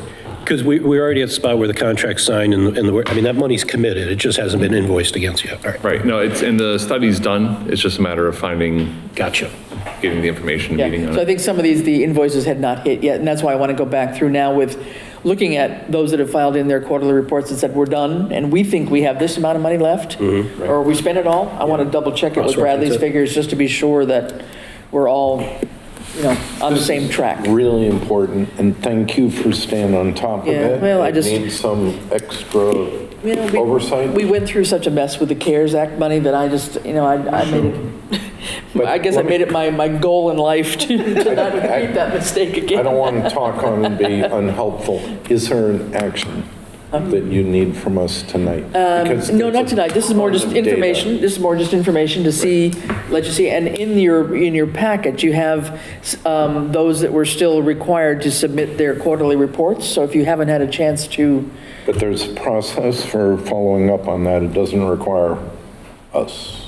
and not right now. I mean, I'm going to double check on a couple of them that. Until your we name's claw attached back to the their money. authorization. Yeah. Unless your name's attached to one of them. Yeah, Right. no, so some of the reports, I just wanted to double check what they think they have left or what they think they've spent against what Bradley has. And Right. again, it may just be a timing issue in terms of when any invoices are hitting Bradley's accounts, but we will have a better clarity on that once I have time to sort of It's sit a back and look at pile it. of work, Madam Chair. So Thank you. in more detail, but I think it's really important. We've done a pretty good job, I think, of allocating things, and, I think projects have done what they said they were going to do, and they've been good at reporting, and that's great. So I just want to make sure that we've got it all tied up Yes. while it's on our minds, because in a month's time, we'll forget something, and God knows in 2 years, whenever the audit happens, we'll totally have forgotten it. So I'd rather have it all tied up and very clear before we move too far.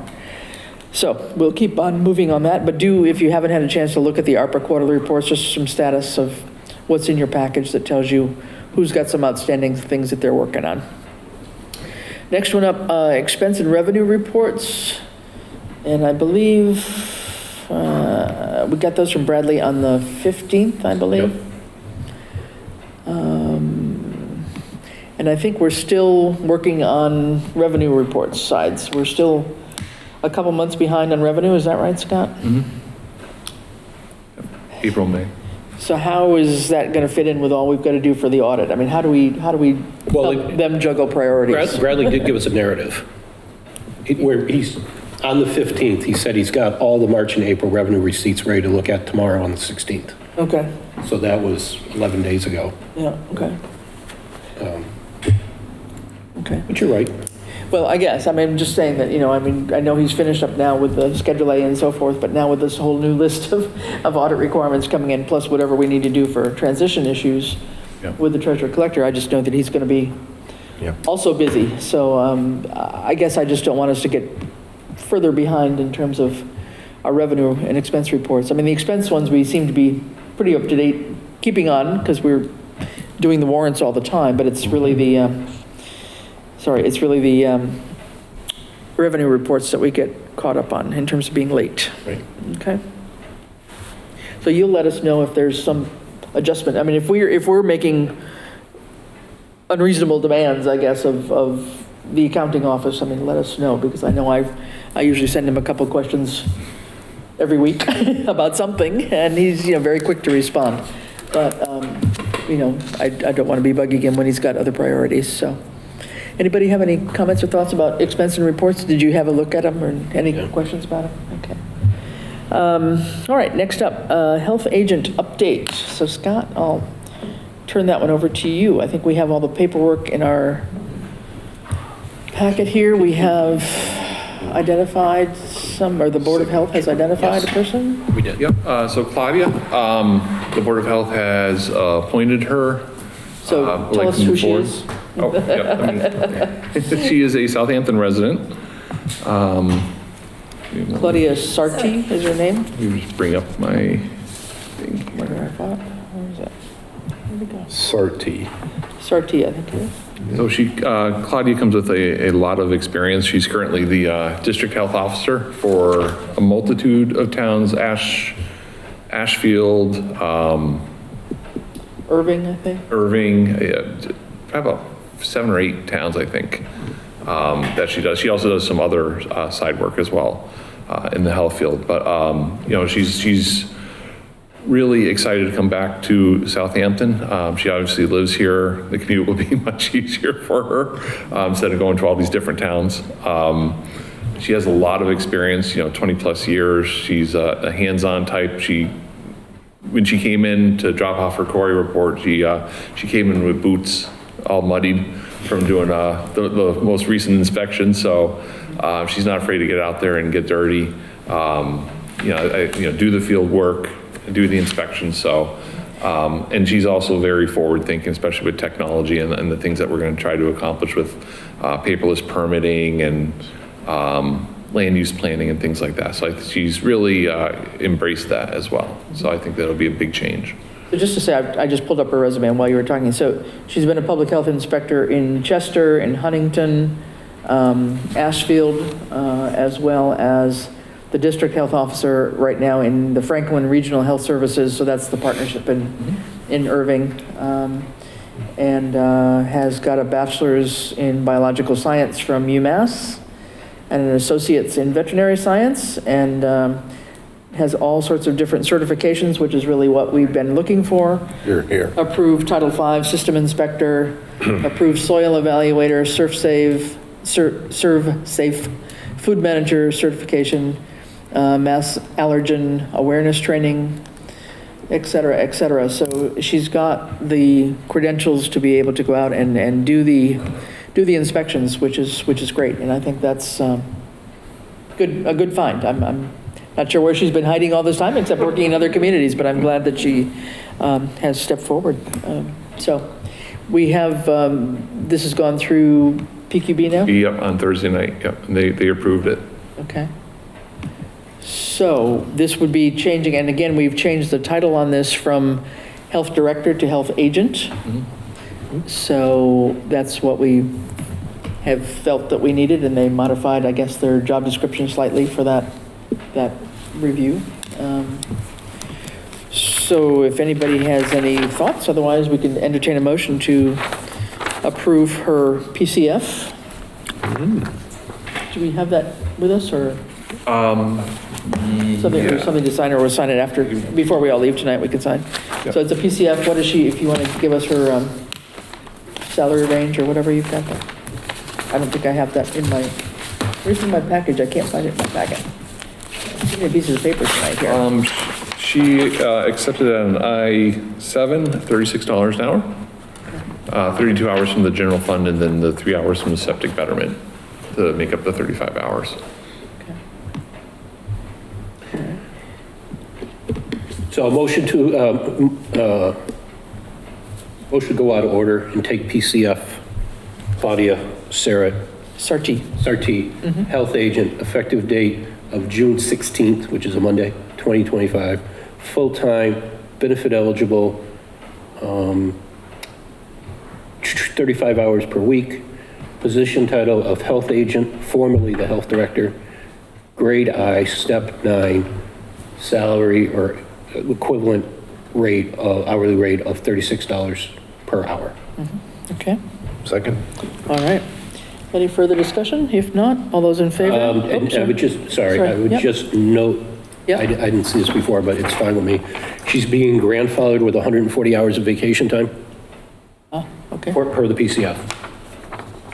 I didn't know that. Vacation time? No, I don't think it's 140. That's That's a long time. That's a lot of, 3 3 weeks? 30, 60, 90, it's 4 weeks. 4 weeks? Or is that what she's going to earn? I said it just under normally those are all blank. Oh, 4, yeah. No, I think that may be 4 what, weeks, yeah.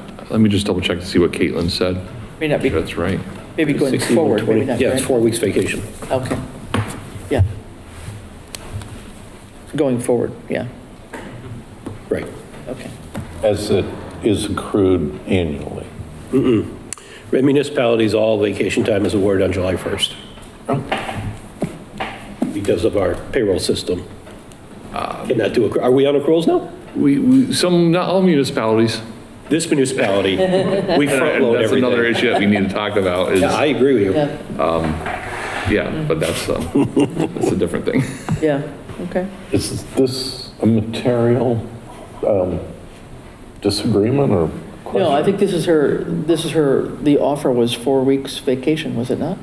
Which would be 140 hours. Yeah. Right, so it's not that she's, Yeah, so you got a motion in a second. yeah, Yeah. I think we're good, unless you see something different. It looks like Caitlin, I think we were going to do 3 weeks. 3 weeks. So I'm in the motion to be up to 140 hours, whatever was agreed upon. Yeah, whatever was agreed upon Between the in the candidate and the letter. chair of the Board of Health, I'll accept that up to 100. up to 140, 140? because that's what they got written on there. Yeah, okay, Goodness, okay, all okay. right. Okay, with that motion change, all right, can I have a second then? Yes. Okay, second by Stephen, all those in favor? Aye. Aye, all right, thank you. You want to do the other PCF since we jumped? Do that one? Stephen, go ahead. Oh, gosh, okay. I move that we approve PCF for Stephen Rezniak to be a full-time employee of the Highway Department, benefits eligible, I'm reading the wrong thing, 40 hours a week, title of truck driver, step 1, hourly rate of $23.51. Starting date, as it says on the PCF. Okay, Second? all right, second by Dan. And this is one of the positions that's been long open at the Highway Department. And this is a heavy equipment operator one, is this? Yep, what this it's is? got the hoisting license. Hoisting license, right, Yep. okay. All right, all those in favor? Aye. Aye. All right. PCF is approved, thank you. All right, and we'll jump back up. I saw health agent up there, so we went right into the PCFs, but I apologize, it's sort of tied in together. The next thing we have is, as you may know, we've been engaged in doing the performance appraisal for Scott, who's been here a little over a year now. Yippee! And he still keeps coming in. So as the process has been, Scott had given us his self-evaluation, and then each of us on select board had filled out the evaluation form. There are basically 10 categories. Those scores were then, from the individuals, and comments were given to me. I've averaged those together and added in comments from the various individuals, and that has been presented to Scott. And I don't know, Scott, if you'd like to say anything, but I will go through and sort of read this out for everybody. No, it's always weird and awkward. Yeah, I know, doing this publicly, a performance appraisal. But everything's in public, so that's part of it. No, I've really enjoyed it for the last little over a year. I really love Southampton. I think it's a fantastic community, not without its challenges. But I think really going forward for the next year, looking back on the last year, I mean, starting out with the budget process with the Senior Center Building Committee and looking at Clark Street, and then pivoting to Zero College, and then are we going to do 5 acres or 52 acres, and getting the funding, getting the vote passed, and then eventually doing the land use planning and finding the funding for that, Microsoft 365 and Vadar, and on and on and on. So, I mean, I think for this year, hopefully we'll get a little bit of breathing room, so, you know, I can kind of focus more on the little things, and you know, really get the basics in place, so when we do have another year like this, we're a little bit better prepared. A lot of stuff with the budget, with the audits. I'm going to work with Bradley, you know, in July and do a proper closeout, getting all those old things done. So I think it's realizing that we need to get a better foundation if we are going to take on these bigger projects, because if you don't have a strong foundation, if you're worrying about audits and not being able to borrow, and funding sources being withheld from the state, and grants we have to pay back and things like that, we'll never be able to actually move forward on it. So I think we need that's really going to be the goal. Right. And as much as this is a little town, you know, there's a lot going on, guys. Oh my goodness. There's a lot going on. I don't know if people really realize how much activity happens in town here, but there's many, many things ongoing. So thanks. Well, I'm going to just go through the different categories. I'm not going to read word for word here. I'm just going to see if I can pick out a couple sentences to kind of illustrate the scoring. So, comment? I don't know, but I'm really uncomfortable with getting into the detail. I think the summary seems, from my perspective. So, Madam Chair, maybe for the three that this is their first time, maybe the process and why it has, this becomes a public document at the end of this. Right. So evaluation. The entire thing, the final document. Proceed. Yeah, this is. As uncomfortable as I may be. As I've said, so this is the compilation after Scott's self-evaluation, then we all put in our comments and scores. Well, thank you for leading the process. So then lead on. We're at least trying to do this. So this is from March of 24 to February of 25. No problem. So first category was job performance. Our average rating was the total scoring is maximum of 5, and let me just read those out. Can be 5 is consistently exceeds expectations, 4 often exceeds expectations, 3 meets expectations, 2 occasionally meets expectations, 1 rarely meets expectations, and then a non-applicable. And we did allow people to put in a half-point score, so you could do a 2.5 or a 3.5. So with that said, first category was job performance. The average rating was 3.9. And a couple comments. As expected, Scott was in a learning and orientation mode for the first 6 months, but in this first year of employment, he's demonstrated an excellent grasp of the many duties and responsibility of the town administrator.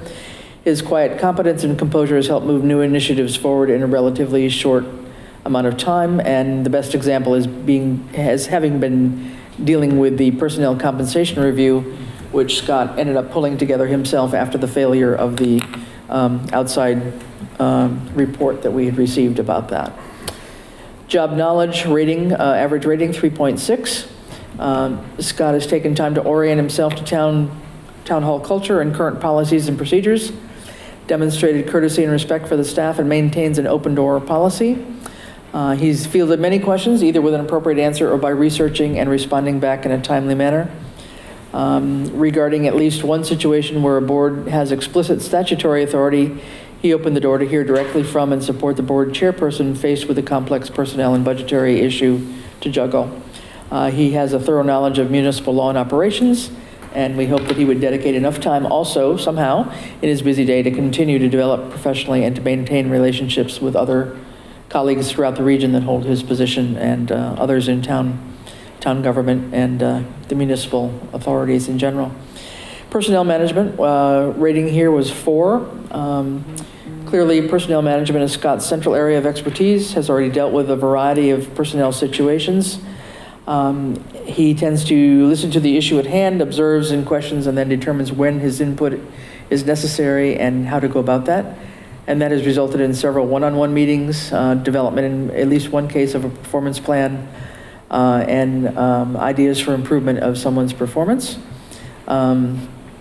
In general, we feel and we have been told that there's a generally calmer, less charged, happier working environment at Town Hall since Scott's arrival, and part of this is enhanced, I think, by holding further regular department head meetings, basically the Thursday after our select board meetings, and this allows staff to share issues and their upcoming plans and achievements.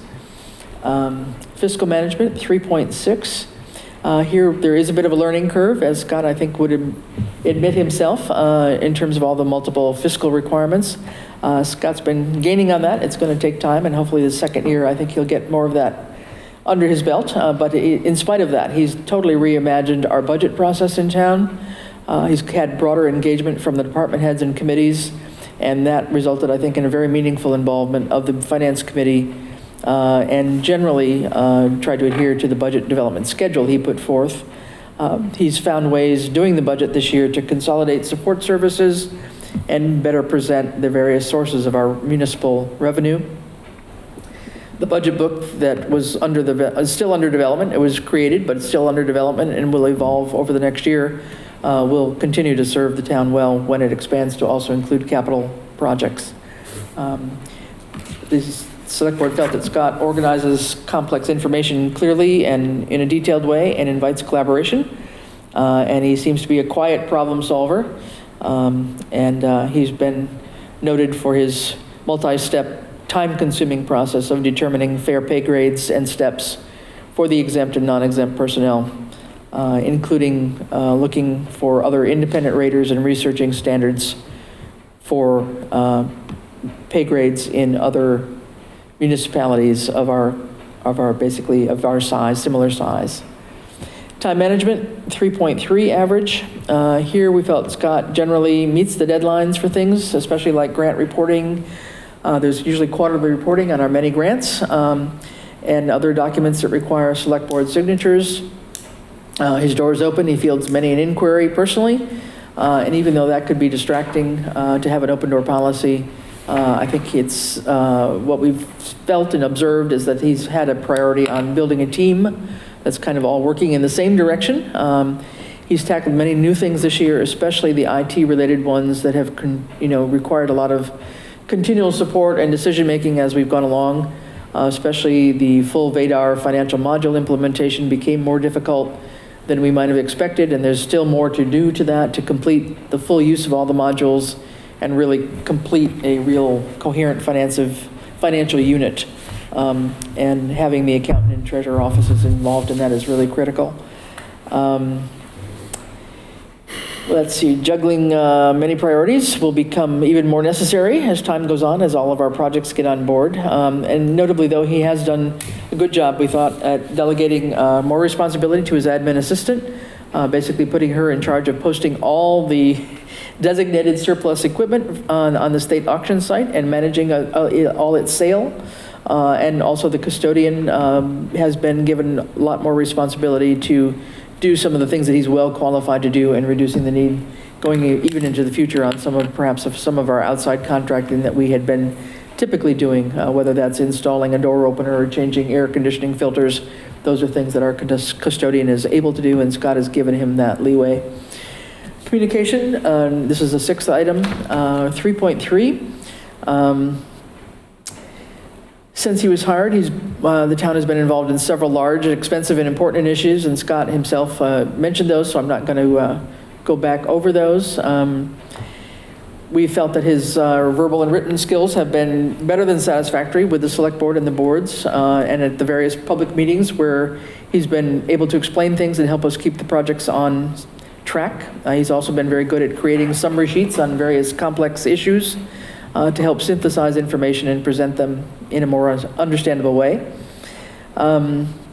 We would like that he provide regular status updates, especially with related to contractual and audit-related issues. We get those at our bi-weekly meeting, but I think there are times in between meetings where things are happening that even just a simple email a couple of times a week, just saying, hey, this is happening, or just to keep us in the loop. We run into people all the time on our personal levels, out at the grocery store or whatever else, and it's good to be able to answer a question if somebody brings one to us. He has definitely been accessible for questions and concerns, and certainly our social media communications, I think, have increased in number since Scott has gotten here. He's been very willing to try new ways of communicating, to engage the greater public via Facebook Live, phone in, ask the chiefs about the public safety complex. So he's had many different ideas to help get the word out, and I'm sure we can work together to improve those as we go along. But we would like to be sure that we're always in the loop, and I think waiting every 2 weeks is maybe a little bit long. So I think just sending around routine emails, even though they might seem kind of blasé, you could put two or three items in an email and say, hey, this is happening, or this has been delayed, or this problem came up, and I'm working on that over the next couple of days. Teamwork, 3.6. We feel that he's garnered the respect of town hall employees, and he's been able to provide good information to people, and he's demonstrated respect for confidential information for very complex situations in a couple of cases. He himself has acknowledged that he would like to make greater effort, I think, in terms of enhancing that team spirit. Perhaps he could do more if he can figure out the timing, but to also get out of town hall too and maybe attend a highway department meeting or a police department meeting and just get to know them on their own turf a little bit more, or sitting in maybe on the fire training one evening just to see what they do, and just to get to know the people in a little bit more informal atmosphere, perhaps. But basically, we feel that Scott has been leading by example without drawing attention to himself or holding himself up as the boss. He's had a very quiet demeanor as he's moved along. Problem solving, 3.6. We feel that he's offered a variety of different ideas and strategies to address situations, whether that's been scheduling and timing or personnel related. He seems to adapt well when timelines fall apart and when something unexpected arises, and he works to put those back on track.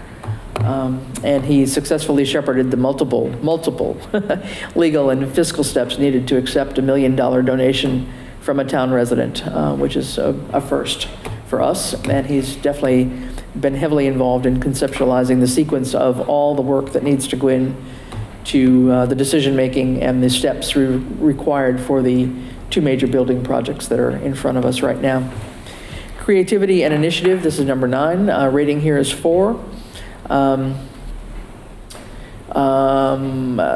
As a new employee, Scott has observed processes and practices in place and has been careful to choose what to tackle without creating too much angst that often occurs with change and a new person coming in. I'm sure he's seen various things that he would like to improve, but he's dabbled with a few that I think has felt that he could manage that would not cause major disruption, and there are probably more that can be improved upon, but he's taken the time to observe and figure out what might be the best way to move forward with some ideas for improvement going forward. The one thing I think we can all recognize is that we're very glad that we are reducing the amount of paper that we're using. Scott has really been focused on online systems, putting in shared drive. We can share calendars. We know when people are taking vacation time. They know when their fellow department head is not going to be around. So we are definitely welcoming the reduction in the reams of paper that we used to have printed out, not only for select board, but for many, many more things as well.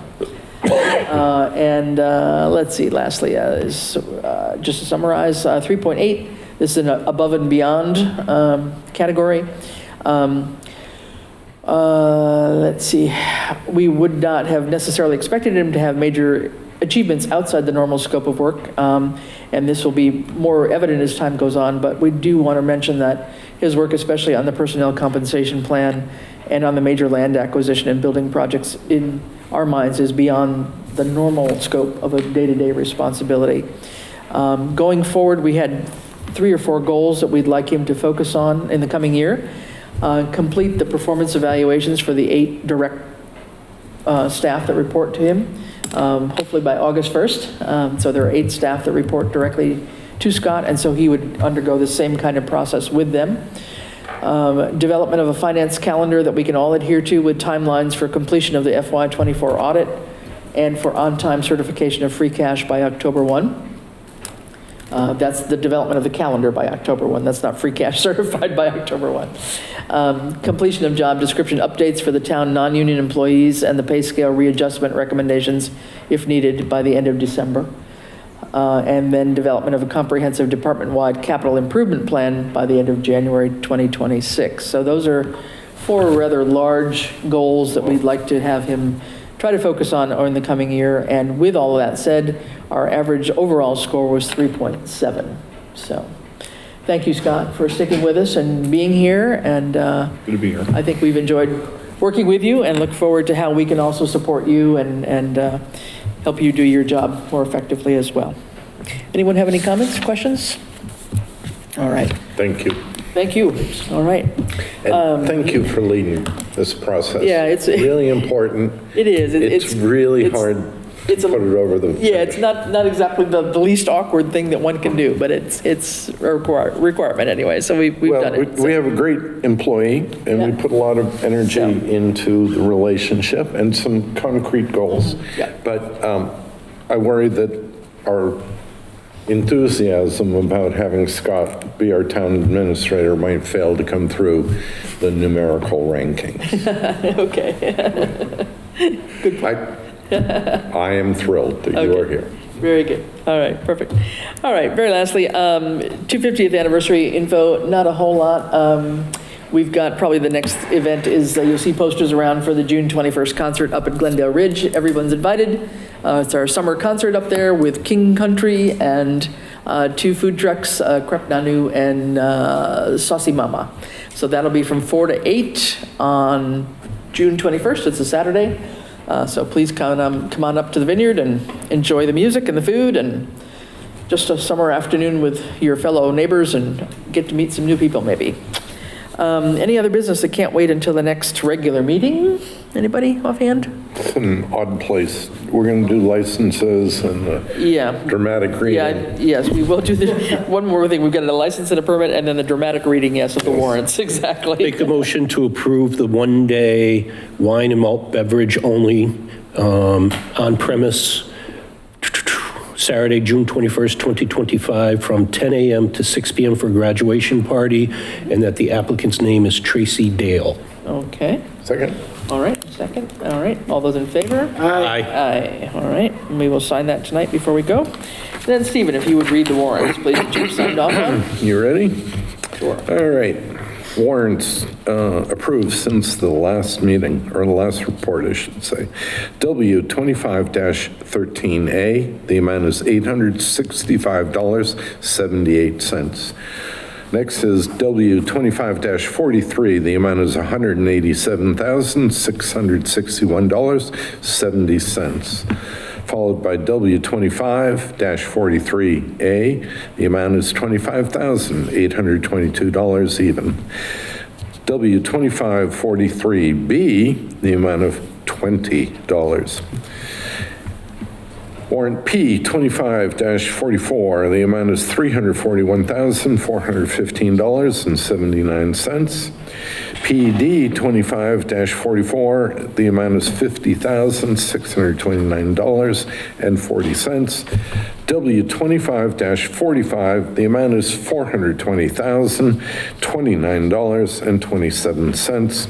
P 2546, the amount is $353,117.06. PD 25-46, the amount appears to be $58,084.42. Okay, very good. So just Respectfully submitted. very good. So just for Alan's benefit, these are all the payments that we've made from the town's budget, obviously, so the payroll warrants, payroll deduction warrants, as well as our vendor warrants. And so the treasurer and accountant obviously put that all together and sign off on them, but then Stephen, as our warrant clerk, also goes through and verifies. Scott, too. Very good. And Scott as well. It's Absolutely. a team. Yep. Okay, very good. Under old business, I don't know that we have anything up. You mentioned the Stormwater Enterprise Fund already. The ADA door opener, did it get installed as a trial? It has been physically installed. Oh. I just have to work with Dave and we just have to program it. So, Okay. he installed it on Friday. We weren't, we forgot about the Boy Scouts coming in to do the project out there. Oh. So that kind of did things, but yeah, it's physically up there, so. Okay, good. So we'll see how that one goes, and then we can figure out the other couple ones. Okay, good. I don't think we have anything new on the HMP, Hazard Mitigation Plan update. And then we know we've got the broadband committee charge that we need to take a look at. The HMP might be a little bit, I talked to Mimi last week. Okay. We're in the queue, but there's a few communities still ahead of us, so. Okay, all right. Okay, so other than that, we have our select board meeting on June 10th and June 24th. Unless we have any other meetings in between, we might need an executive session at some point in time. And we'll let you know on that. Especially if you guys are not going to be around on the 10th, we might need to squeak around. Are you guys around a week from today? So what would that be, the 3rd? Is that for the property? Well, property and other issues that we were talking about this afternoon, if we need the executive session. If we need one, that would be the 3rd. That would be if neither Stephen or John are here on the 10th. So if we needed just an executive. I can do the 3rd. Yeah, okay, if we need to. Well, we're trying to figure that out right now, but yeah, okay. Stephen, are you around the 3rd? Get to the right month. Yeah, I think so. Yeah, Dan, are you around? Oh, yeah. Yeah, you're here? Okay. Ellen, you okay? Okay. So. All right, we'll see. We may not meet it, but just in case, good to have a full group if we are. Okay, then I think with that, I don't think there's anything else. We'll just sign everything before we leave, and I will take a motion to adjourn. So moved. All right, all those in favor? Aye. All right. We are adjourned at about 8:17 thereabouts. Thank you very much. Thanks for coming.